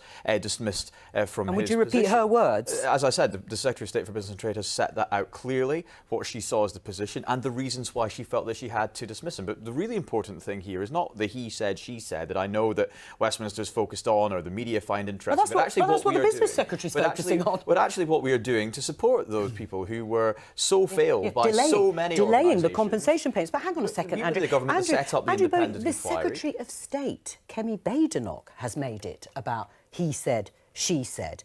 And she attacked Henry Staunton, rightly or wrongly. And what I don't understand is why neither the Prime Minister nor you, as a minister in that government, are prepared to back up Kemi Badenoch in terms of the words that she used in tweets and in the House of Commons, where she has parliamentary privilege, that the former chair of the Post Office is lying. Well, the Secretary of State is absolutely within her rights, and in fact, you would expect her to hit back at accusations that she claims are false, and she did that in no uncertain terms on Monday afternoon. However, I did think it was a rather strange argument to pick or topic to go on by Keir Starmer this afternoon, given his position as head of the Crown Prosecution Service, who actually convicted wrongly 3 sub-postmasters back when he was in charge. So I do think it's rather a bit.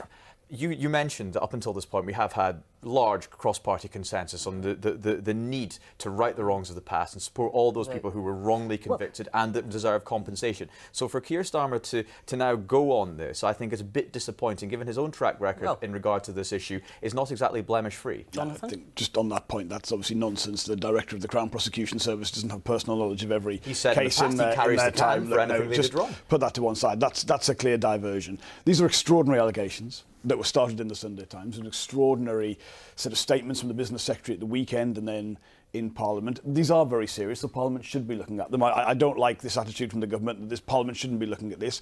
This is not just about the issue, which is very, very important. It's about faith in government. And this is the last thing we needed. I mean, we did not want to see anything like this, but I don't know who's telling the truth here. I know they both can't be right. So we've got to get to the bottom of that. The Cabinet Office should do that.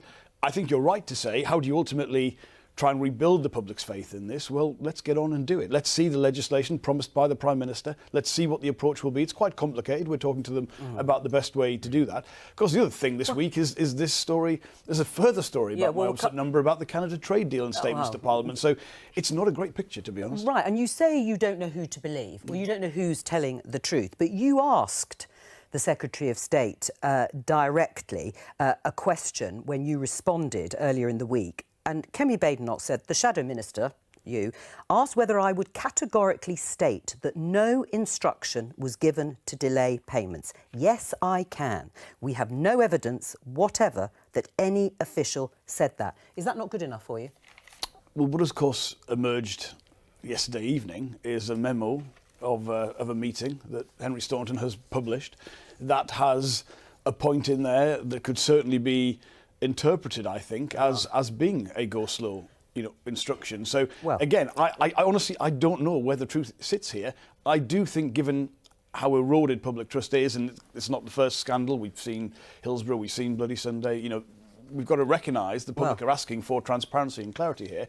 I think the government's got to come and get to the bottom of this. Well, you say it could be interpreted by Henry Staunton in such a way. Let's just show you the headline in the Times. Post Office boss was told, don't rip off the Band-Aid on finances. This is the memo that Henry Staunton had said he'd made a contemporaneous note of the meeting with top civil servant last year, says scandal hit company was ordered to hobble into the election without solving the organisation's long-term problems. Now, it's, by the way, refuted and denied by the department and by the Permanent Secretary.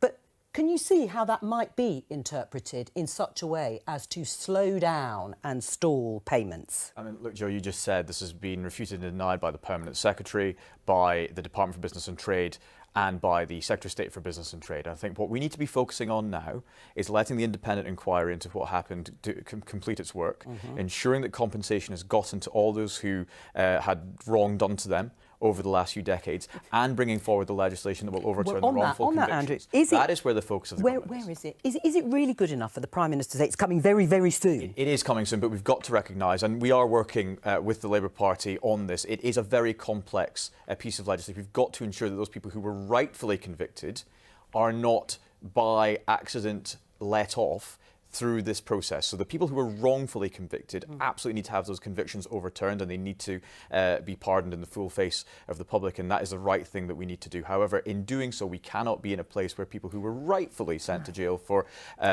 wrongdoing get off. So we need to ensure that it's watertight, it's right, but it is coming very soon. I know the Secretary of State for Justice is working very closely. Is that good enough for you? I think what would have been the best way to respond to this would have been a statement from the government being very clear that this is where we're at with the legislation, this is the timescale for it, this is how we're going to do it. There's no problem with transparency. I mean, the question is the method, essentially the process, making sure from a kind of constitutional point of view, the Justice Department, the legal judiciary are comfortable with the approach as well. We're having these conversations, frankly, openly. There's no problem with transparency behind that side of it.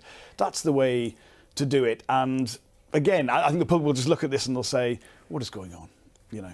Well, but the public need to have confidence that this is a watertight piece of legislation, and they need to have confidence that those who do deserve to have their cases overturned have that action taken, but that those people who were doing wrong and were convicted. But the thing is, people have waited for such a long time. And also, Kevin Hollinrake, the minister responsible under Kemi Badenoch, moved unbelievably swiftly earlier this year in January, and now it looks as if the government is dragging its feet. I can absolutely categorically guarantee there is no feet dragging of any type across government on this issue. We just need to ensure that we get this legislation right. We also got to say that just as, when this emerged at the weekend, and I think completely understandably, a lot of people, particularly involved in the contaminated blood scandal, were saying, well, hang on, why are we having a delay? What is the government's delay? And I can understand why they're asking their MPs, the government, about that. So again, some clarity, some transparency, I think is what we need. Let's have a look at this headline in the Financial Times. It concerns the Business Secretary again. Canada contradicts Kemi Badenoch claims on ongoing trade talks. Latest spat for Business Secretary as Ottawa's diplomat in London writes to MPs saying those negotiations just aren't happening.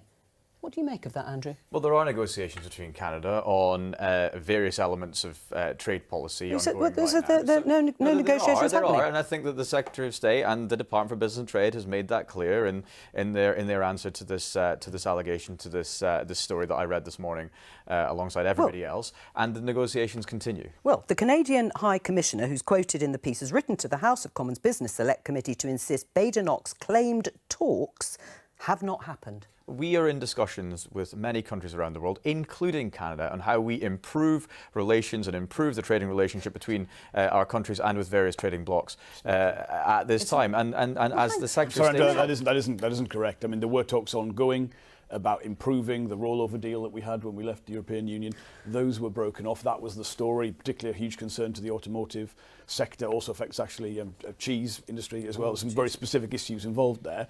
In the second reading of the Pacific Trade Bill ratification legislation, the Business Secretary unprompted intervened to say those press reports are wrong, talks are still ongoing, and the Canadians have clarified the situation. I mean, then there's no ambiguity about this one. They're very clear they were unilaterally broken off. What does he say about Kemi Badenoch? Look, the Secretary of State is delivering new trade deals for the United Kingdom, building Andrew, on the Brexit Andrew, I'm not talking broadly. Have. Specifically, we've got this post office row, which she has chosen, rightly or wrongly, to absolutely fuel and escalate, and maybe she's right to do so. And then we have a direct contradiction from the Canadian High Commissioner and Canada saying there are no trade talks. What does it say about Kemi Badenoch? I think it says that she stands up for what she believes in, she stands up for what is right, and she's absolutely determined to deliver on this government's agenda, be that on delivering new trade deals, be that on building on the Brexit advantages that we have gotten and the new export opportunities that we have, and growing the business sector and supporting them across the United Kingdom, as well as absolutely, incredibly importantly, delivering compensation to all those who were wronged by the Horizon scandal. Right, I mean, Kemi Badenoch is currently the frontrunner to be the next leader of the Conservative Party. Is some of her combative performance wrapped up in all of this? Yeah, I mean, that will certainly be one interpretation of why she has chosen to go quite so strongly against Henry Staunton on this. And yeah, I mean, there is obviously positioning and jostling within the Conservative Party going on right, left and centre, actually, for what will be the next incarnation of the Conservative Party should the party lose the general election. And she is somebody who is popular with the membership. She is being talked up. Of course, she furiously denies at every challenge that she is doing anything of the sort. But certainly, she will be seen as boosting her profile, trying to sort of give an impression of someone who will stand up for what she believes in, and she thinks that is appealing to Tory members who will ultimately choose the next Tory leader. She doesn't give an impression of standing up for what she believes in. I know Kemi, and she does stand up for what she believes in. Standing up for what you believe in is right one now, thing, what we are all focused on in government is delivering for the British people, delivering on our plan. Andrew, you can save the parliamentary stuff. I mean, clearly she is a front runner to take over in the event of an election defeat. I think she devotes significant time to that. I think she's not the only cabinet minister who's doing that, so it's not a criticism in that sense. But to say she's not focused on this, I think, would be a little bit of a let's move on to a different department and a different row with personnel. BBC News story, David Neil, immigration and borders watchdog sacked for leaking critical reports. And these cover two areas. One of them about security lapses around private jets landing at London City Airport. The headline here says hundreds of high-risk flights land in the UK unchecked. Borders watchdog issues dramatic warning amid a major new immigration scandal. Well, James Cleverly, the Home Secretary, sacked David Neil. There was also this report in the Times: 1 in 4 foreign care workers abuse UK visa rules. Inspections revealed that the Home Office issued 275 visas to a care home that did not exist. It's chaos. No, it's not chaos. I mean, and look, for goodness sake, of course the Home Secretary has to deal with people who might be leaking confidential information. Well, you know why he says it's because he had 15 reports that have been ignored, left on a shelf, detailing these important issues that haven't been looked at. On that last issue, I mean, we are taking action. The Home Secretary just announced yesterday that we're clamping down hard on those who are abusing the rules on care workers coming into this country. So we are taking action on that. But it's absolutely absurd to think that the Home Secretary shouldn't take action. You are now, but he's just said that he's giving out visas to a care home that doesn't even exist. I mean, the point is, as we discussed actually before PMQ's on the programme, the rhetoric is tough. The rhetoric is harsh. But actually, I mean, James Cleverly here saying today in Parliament, we've laid an order to ban overseas care workers from bringing dependents. And then we have this leaked story saying giving out visas to care homes that don't exist. The rhetoric doesn't match the reality. You talk up how hard you're going to be when it comes to the issue of immigration, and you fail to deliver. And we are delivering. We're taking action on those who abuse student visas. We're taking action on those who abuse care home visas. We're taking action to stop the boats coming across the channel so that illegal immigration can be brought down and indeed stopped. But you've been in power since 2010 promising, in terms of the small boats, that you would stop them, not reduce it, you'd stop them. And then it's revealed by David Neil, now sacked, that actually there are scams going on in terms of your care home visas. Which is why we're coming down hard. There shouldn't be scams, and that's why we're dealing with it. But it's absolutely right that the Home Secretary should be allowed to discipline or dismiss a senior official who is leaking confidential papers from within the Home Office. That is absolutely right and proper that happens. And at the same time that we're dealing with those issues that the immigration system has. But why haven't his reports been published? That's the key question, because they've revealed things that you don't want to hear. But we're taking action on these things. But why not publish his reports? That's why he's been giving them to the media. We're taking action on those who are abusing care home visas. We're taking action on those who are abusing student visas. And we're taking action on the small boats in the Channel. But answer Layla's question, why haven't they been published? Well, look, I mean, because we're taking action on these issues already. In public domain, I mean, I just find it. What can you say? I just cannot believe that there's any criticism of a Home Secretary taking tough action to prevent confidential papers, serious confidential papers. Because it's exposing the fact that you're not publishing these reports because they are detailing failures by the government and by the Home Office. Look, we had your colleague, the Conservative MP Steve Bryan, sitting where you are, saying, I don't like the government's rhetoric on migrant care workers. My constituency in Winchester don't like this rhetoric, and I don't like it either. Yes, clamp down on the people coming in and abusing the health and care visa route, but don't cut off your nose to spite your face in pursuit of numbers, because when they're not there to look after mum and dad, it'll be a bigger election issue than immigration numbers, in my opinion. Do you agree with him?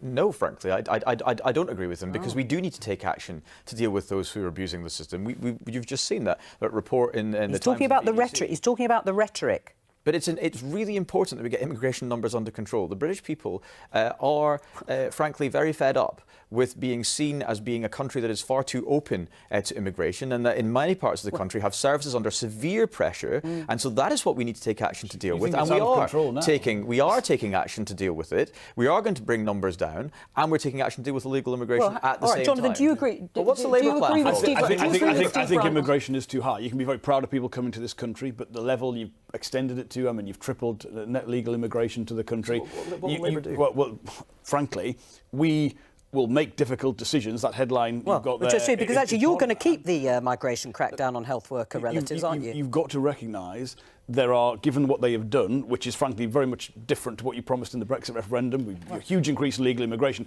we'll have to go along with some of this in the short term. The difference between us is, on things like care workers, we have a plan for the care sector, a collective sectoral agreement in place to drive up standards. It's going to have a big dent in it if you don't allow them to bring the dependents over. You've got to have a situation where, if you are recognising we're too dependent on immigration for certain sectors of the economy, you've got a domestic plan with it. So we have that. They haven't got that. So you agree with the government? I deplore their rhetoric. I think they're... for a government that has enormously extended immigration, their pretense at trying to control it, you're not doing that. You've tripled it. Right. But the Conservative MP, Steve Bryan, is too liberal for you. No, he's not too liberal, but he's in a position where he's not having to make any decisions, is he? He's coming as a backbencher to this debate. We've got to make decisions that will affect the net level of immigration to the country. I cannot tell you, proud as I am of people come to this country, that we can have the levels they've reached it to when house building is at record low levels. I mean, there are sustainable It wasn't that long ago that you wanted freedom of movement, you wanted to take us back into the European Union. Look, we are the only party here with a plan to actually deal with the high levels of immigration that the British people find unacceptable, and we're the only party certainly that has a plan to deal with the boats coming across the track. You're saying you're the only people to deal with the high levels of immigration that the Conservative Party have delivered. That is honestly your pitch, Andrew. I mean, that is, I'm sorry, that's what's risible. your pitch? I mean, there's this idea that you've got some sort of plan to build up the domestic workforce. I mean, where is it? We've not seen it. You can read it. I mean, if you weren't so focused on nonsense schemes like Rwanda, which are very expensive, waste resources, have had no effect, you might do some meaningful things that would have a genuine impact. The Rwanda scheme is yet to be enacted into law. Exactly. And even as that is the case, crossings of boats in the Channel have come down by a third in the past year. And you attribute alone. that to Rwanda not happening? No, I attribute that to the strong action that we're taking. £400 million to deliver nothing, spend it properly and stop messing around and stop telling the British people you're going to fix something where you're actually just making... We've only got a few moments left and actually I think the debate is going to start fairly soon, and that is the debate on whether to call for a ceasefire in Gaza. It's been brought as an Opposition Day debate by the SNP. We don't yet know, as I understand it, whether the Speaker is going to call one or two of the amendments. But let me just show you what the parties are proposing. Ceasefire in Gaza. The SNP's motion is an immediate ceasefire in Gaza and Israel. Labour have put forward an amendment that says an immediate humanitarian ceasefire. And the government then, also quite late in the day, put forward their own amendment, which is an immediate humanitarian pause. How's this all going to unfold? Well, so the key moment is which amendment will be selected, because the SNP will have their motion. Labour are hoping that their motion will get selected so that they don't have to face the prospect of dozens of Labour backbenchers and potentially frontbenchers voting with the SNP. But the government has complicated the situation by putting forward its own amendment, which dilutes the chance of Labour amendment getting selected. So we're still in that moment of jeopardy, if you like, for the Labour Party, because if the Labour Party do not have a motion of their own to vote on, then Labour MPs will be forced to decide whether to support the SNP motion, which straightforwardly calls for an immediate ceasefire in Gaza, or not. Will it be a sacking offence if frontbench Labour MPs back the SNP motion? Oh, look, that's the secondary politics of this. The main thing is the substance of those motions, and we want to vote on our policy, which is put forward there. The reason our motion is better than the SNP one is it's about a ceasefire, but it's about a way to get there. And there are major omissions from the SNP position in terms of a two-state solution, in terms of the ICJ. Yeah, except we don't know. Except we don't know, do we, if it's going to be selected? It may well be the best amendment, as you have just set out, but we don't know if it'll be selected. David Lammy, your colleague, the Shadow Foreign Secretary, said in interviews yesterday it will be collective responsibility, and it will be incumbent on Shadow Ministers to either abstain or not vote at all. So will it be a sacking offence if Labour frontbenchers back the SNP? Well, the collective responsibility is collective responsibility. Right. But I don't think, to be honest, when we're looking at this, the issue is what will happen in the Labour Party in a hypothetical Have situation. you not agonised? Has the Labour Party not agonised over this then? Of course, everyone Right. in the country has agonised over the appalling situation. No, agonised over what to do and what to say because of divisions within the party. Well, the party is not divided on the need for an immediate humanitarian ceasefire. I mean, But it there's is huge quite agreement on quite important to know how Keir Starmer will deal with frontbenchers who might not want to toe the line or support the party leader's position, because you are seeking to form the next government of this country. You're going to go to the British people seeking to remove us as a government and to form a government as the Labour Party, and we need to know if Keir Starmer's going to... do you know what? You're going to find out fairly... Because that's exactly how he's behaved in every one of these votes, exercising We've run out of collective time. responsibility. And you're going to find out this afternoon. It's all we have time for. Thank you to all of my guests. Bye-bye.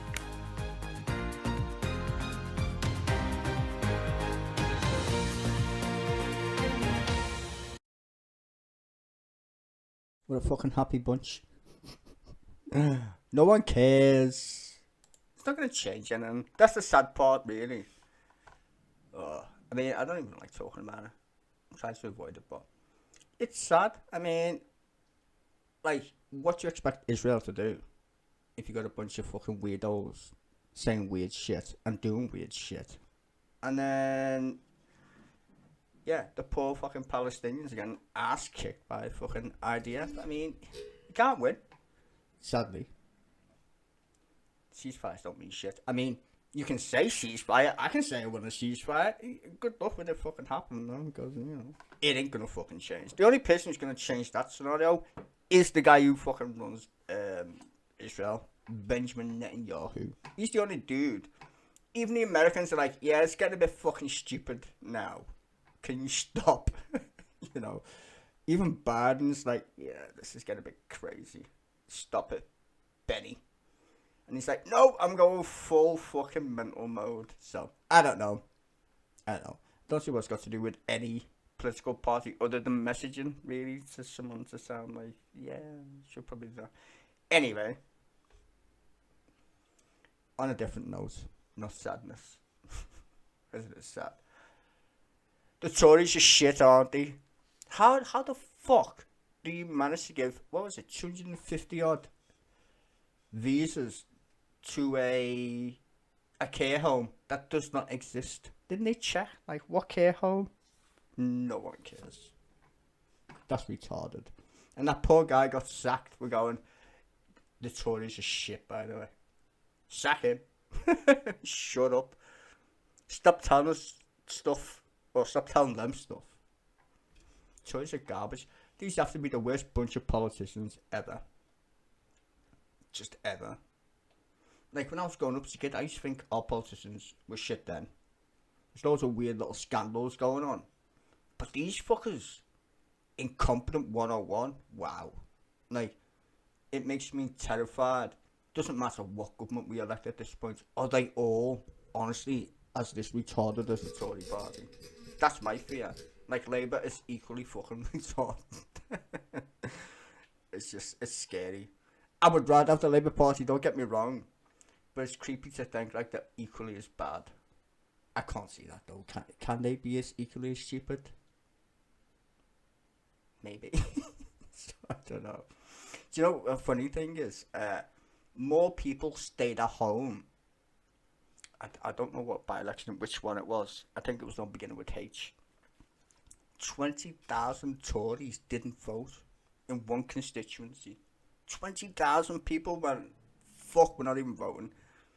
Labour upped their vote by, I think, was it 1,000 people, give or take. So Labour basically voted exactly the same in the last election. So their level was basically the same.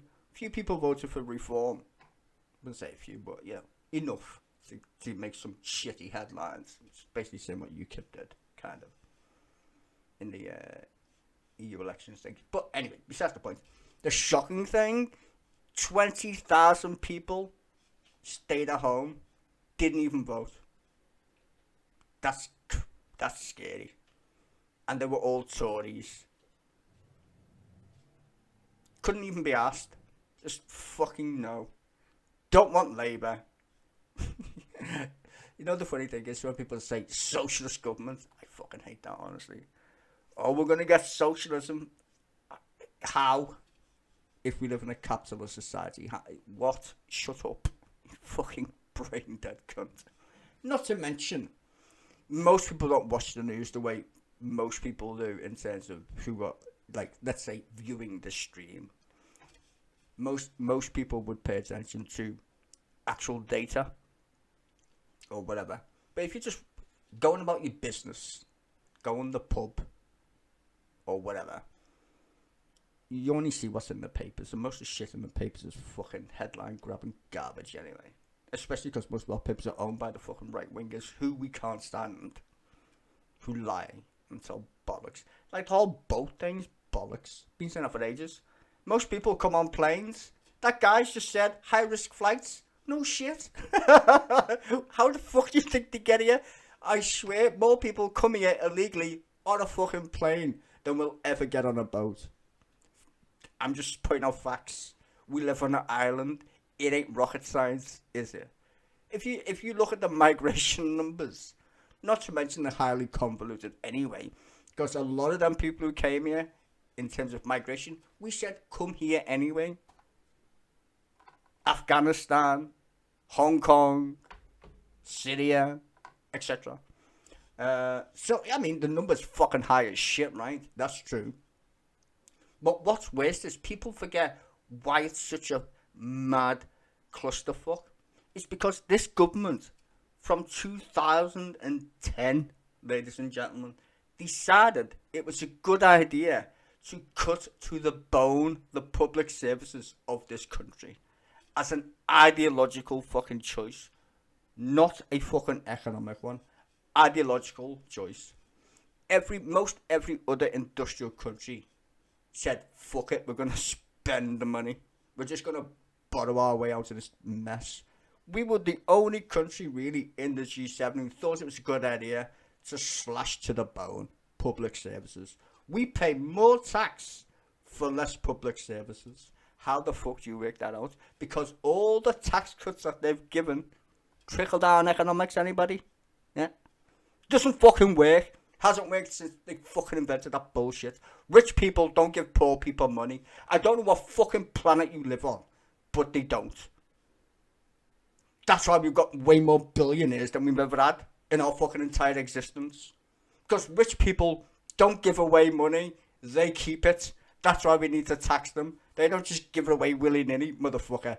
That's why you tax rich people, because they're not going to give it to poor people. You have to be a fucking clown to think that's a fucking rational human thing to do. Give fucking people money. Who the fuck does that? Nobody. That's why we have a tax system. You take the money.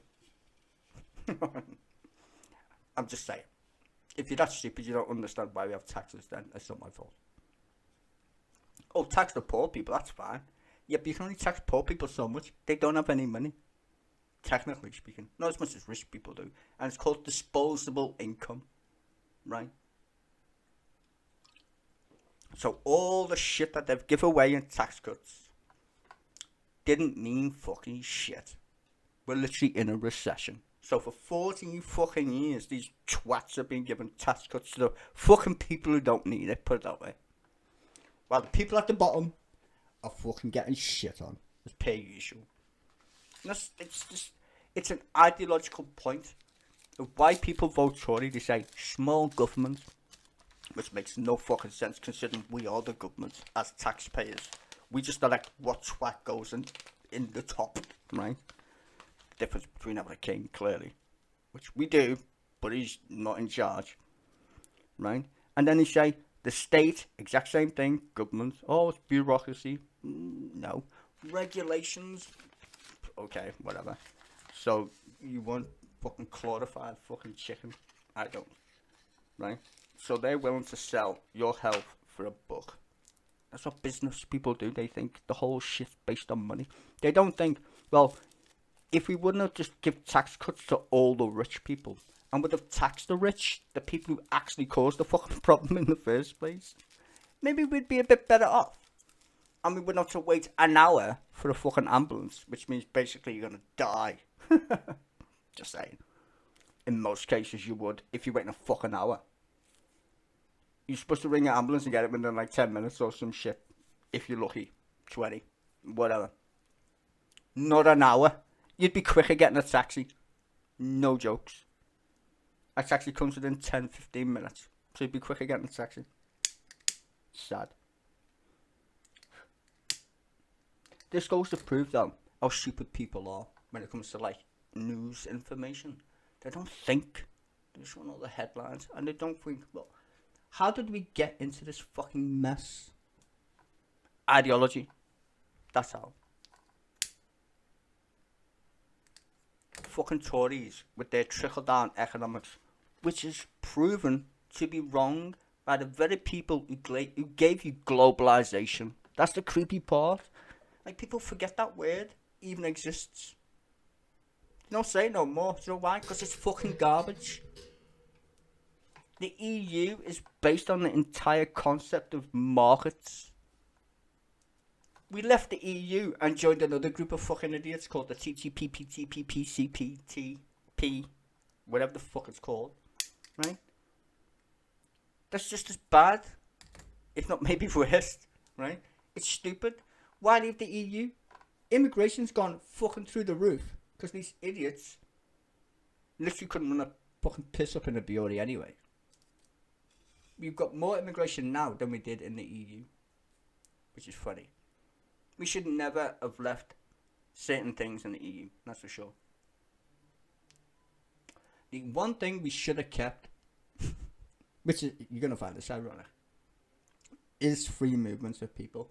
If we would have put that first and said, oh, we'll take people all the time, economic movements or whatever, but we're not having the other shit, your crappy rules. The EU would have went, yes, we'll take that deal all day long.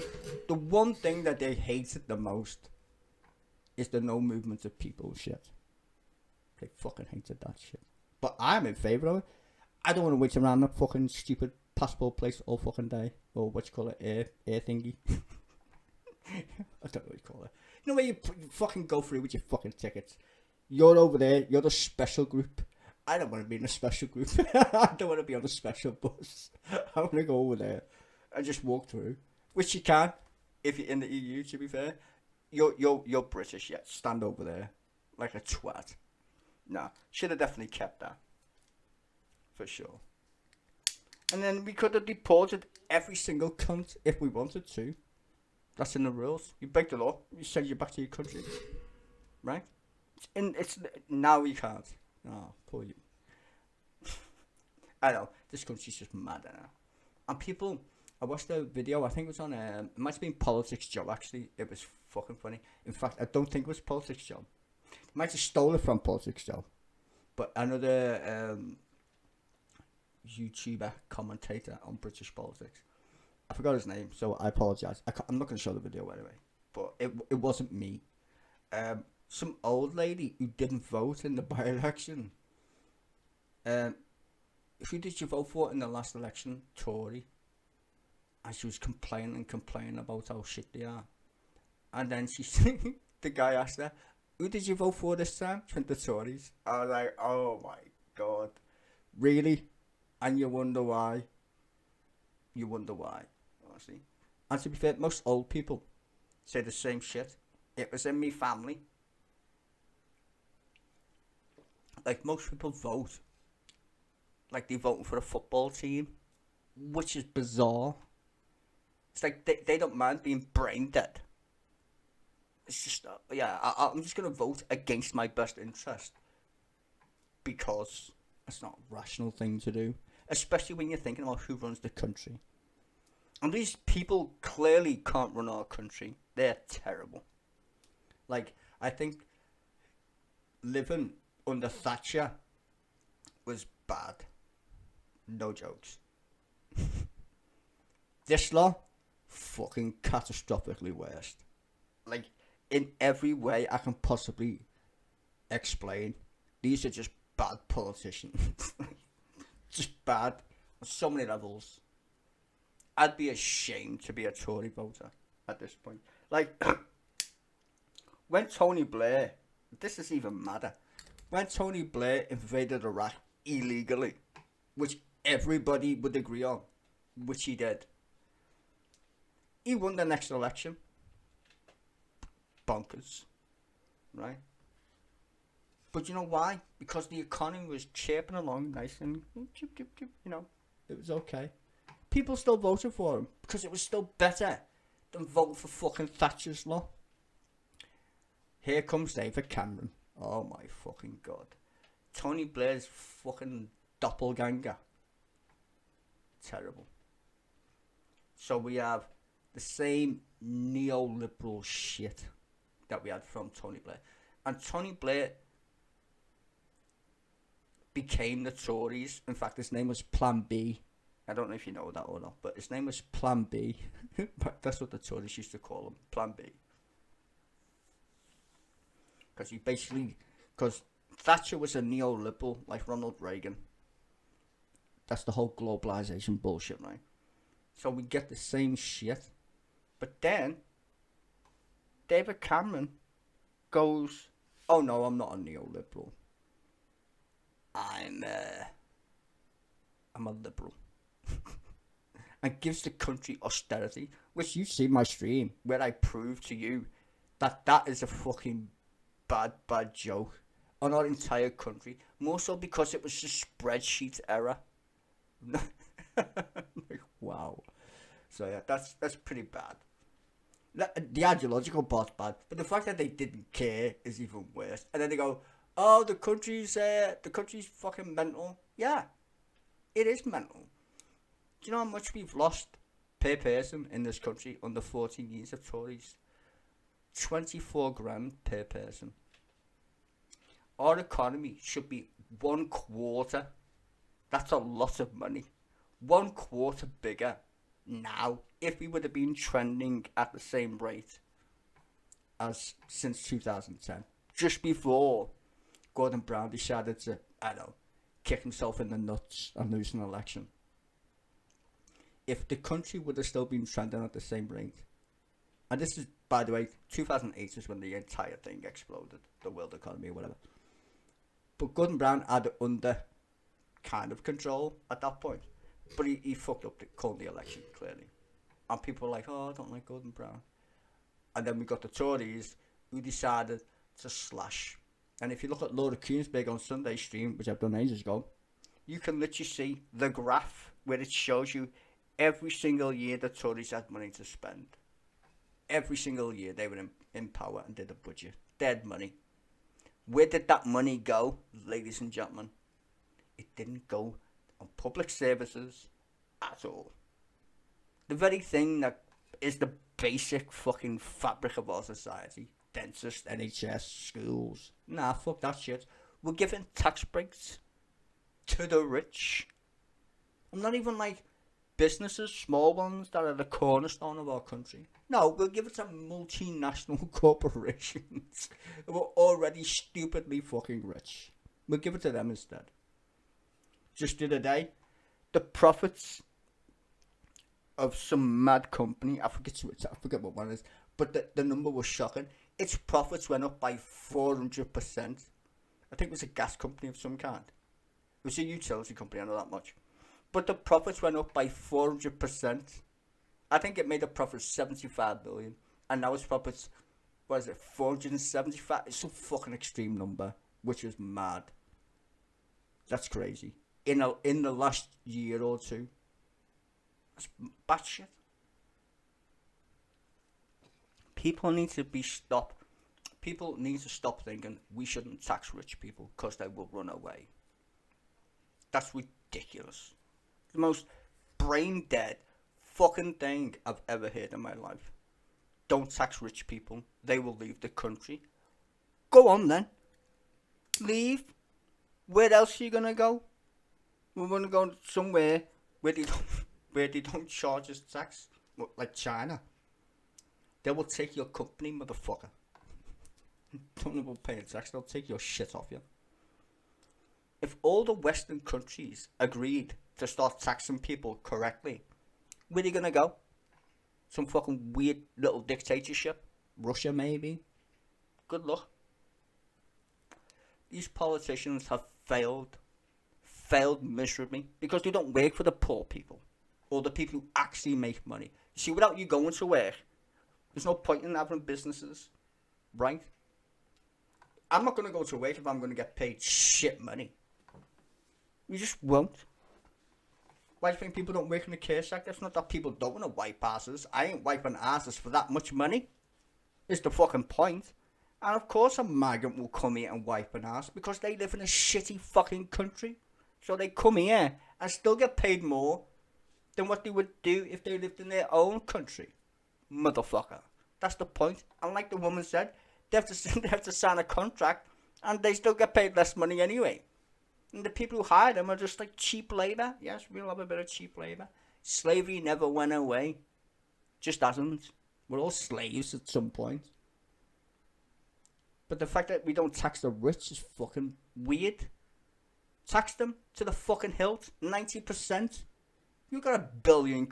You ain't gonna miss 90% of £1. You're already a billionaire. Why do you need so much money? Do you plan on like sending rockets to the fucking moon or some shit? Don't think so. Tax them. Tax the fucking lot of them. Put the money where it should be. Education. NHS. Shit like that. Care workers. You know, people who actually work. Because without them, there is no society. All these people who work for the state, they do the fucking very backbone of our society. We all clap for them. You know, you've heard this shit before. Clap for them when it comes to COVID. They're all great nurses. Now they don't want to pay them fuck all. They haven't been paid since 2010. A proper pay rise since 2010. That's what I'm saying. The entire point why we're in this position as a country is because the Tories gave us austerity. The only fucking developed nation that went, nah, fuck that. Let's slash the state budget, shall we? Too much state. Too much state. We got too many dentists, too many fucking, fucking too much stuff that we pay tax for, by the way. Too much of that. Buy a home. That's what you've been hearing for 10 years. Buy a home. With fucking what exactly do you want me to buy a home with? With what? I mean, come on. Your job, I pay tax, your job is to build houses, not sell me them. You cunt. Your job is to build them. How is it that they build more private houses than council houses if we pay tax? Can someone explain that little math quiz for me, please?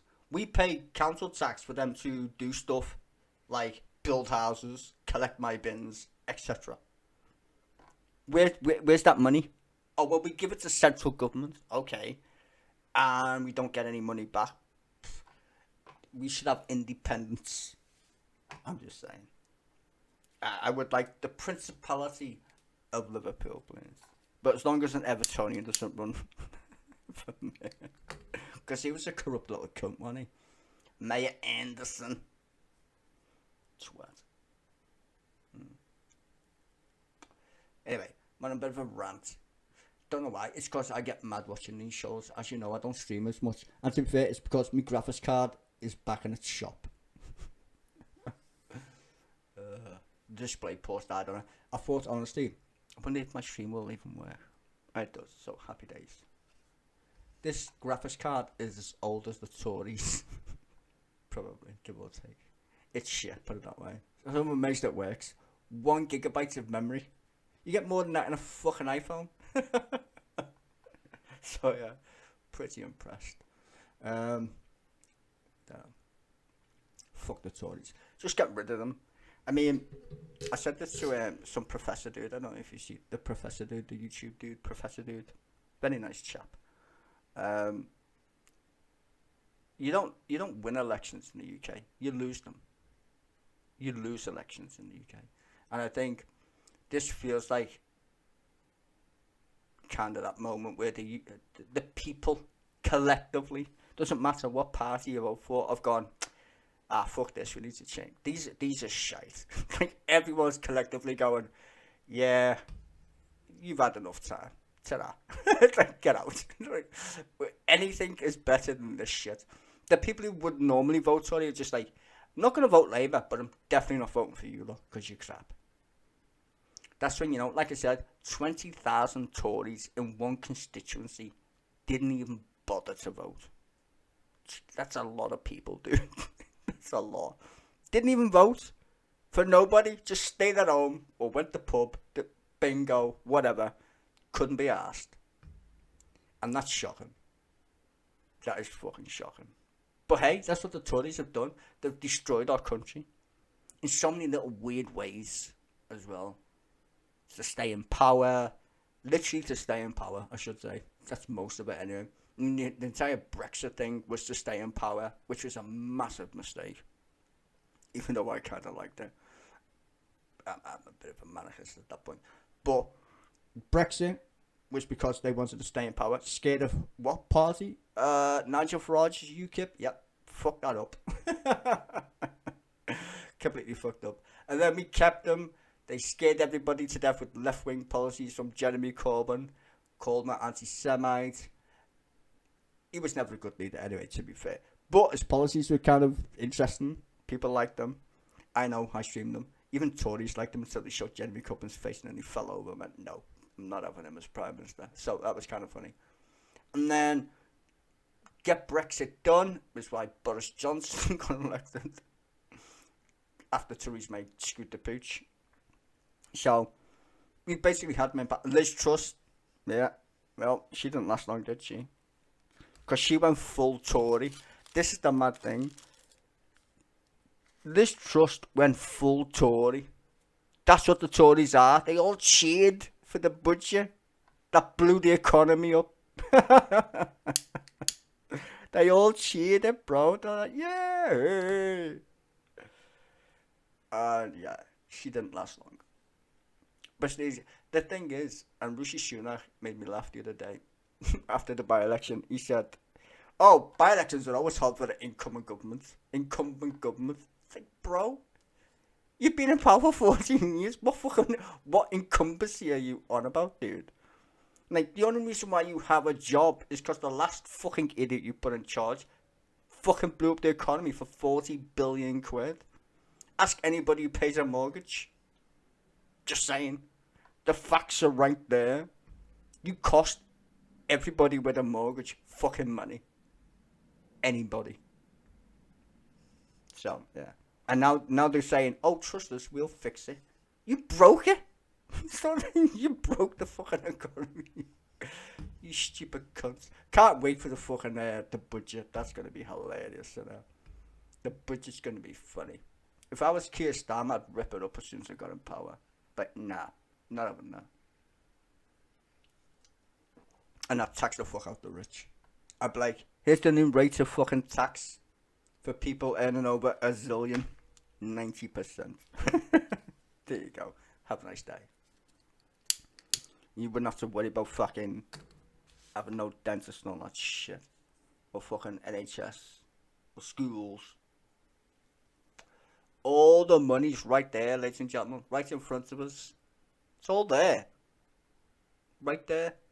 So when people say, we've got no money, that's a lie. More so because we made it up. Fiat currency, etc. But it's literally right there. It's in everyone's banks. The rich people have all the money. Take it off them. Take it off them. You can't make a rich person poor with taxation. I just want to point that out. For anybody who can't do basic fucking addition. You cannot make a rich person poor with tax. Unless you have a negative tax. Which I don't think we've ever had. Ever.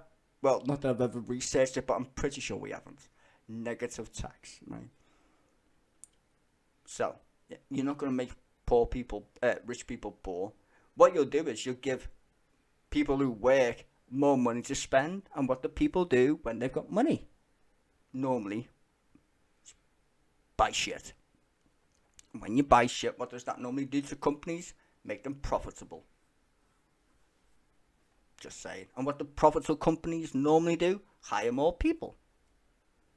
You can't do it the opposite way around, which the Tories did for 14 years. They did it the opposite way around. They gave the tax cuts to the people who don't need them, and then said to the rich people, do you fancy paying tax? Well, you've just lowered me tax. No matter what I do as a rich person, I'm still going to get the blame anyway. So you're not taxing me enough money to pay anything. And I get the blame. So rich people literally get the blame anyway for being successful, because the politicians are so shit scared of rich people because they want some of their money, technically speaking, that they don't even want to tax them. Go and ask Warren Buffett. This is not even me. This is a very successful businessman, infinitely more successful than me, right? Warren Buffett pays less tax than a person who cleans his office. How does that make sense? When he's one of the richest men in the fucking world. Even he said that's fucking stupid. People don't want to tax the rich because they're rich. The people we elect want to be rich like the rich people. When the rich people don't care because they're stupidly fucking rich. Way more than politicians. That's why politicians kiss their ass and say, oh, if you give me some money, I'll lie. And, you know, wink, wink, nudge, nudge. Like that other guy who just got caught in Blackpool, the Tory MP.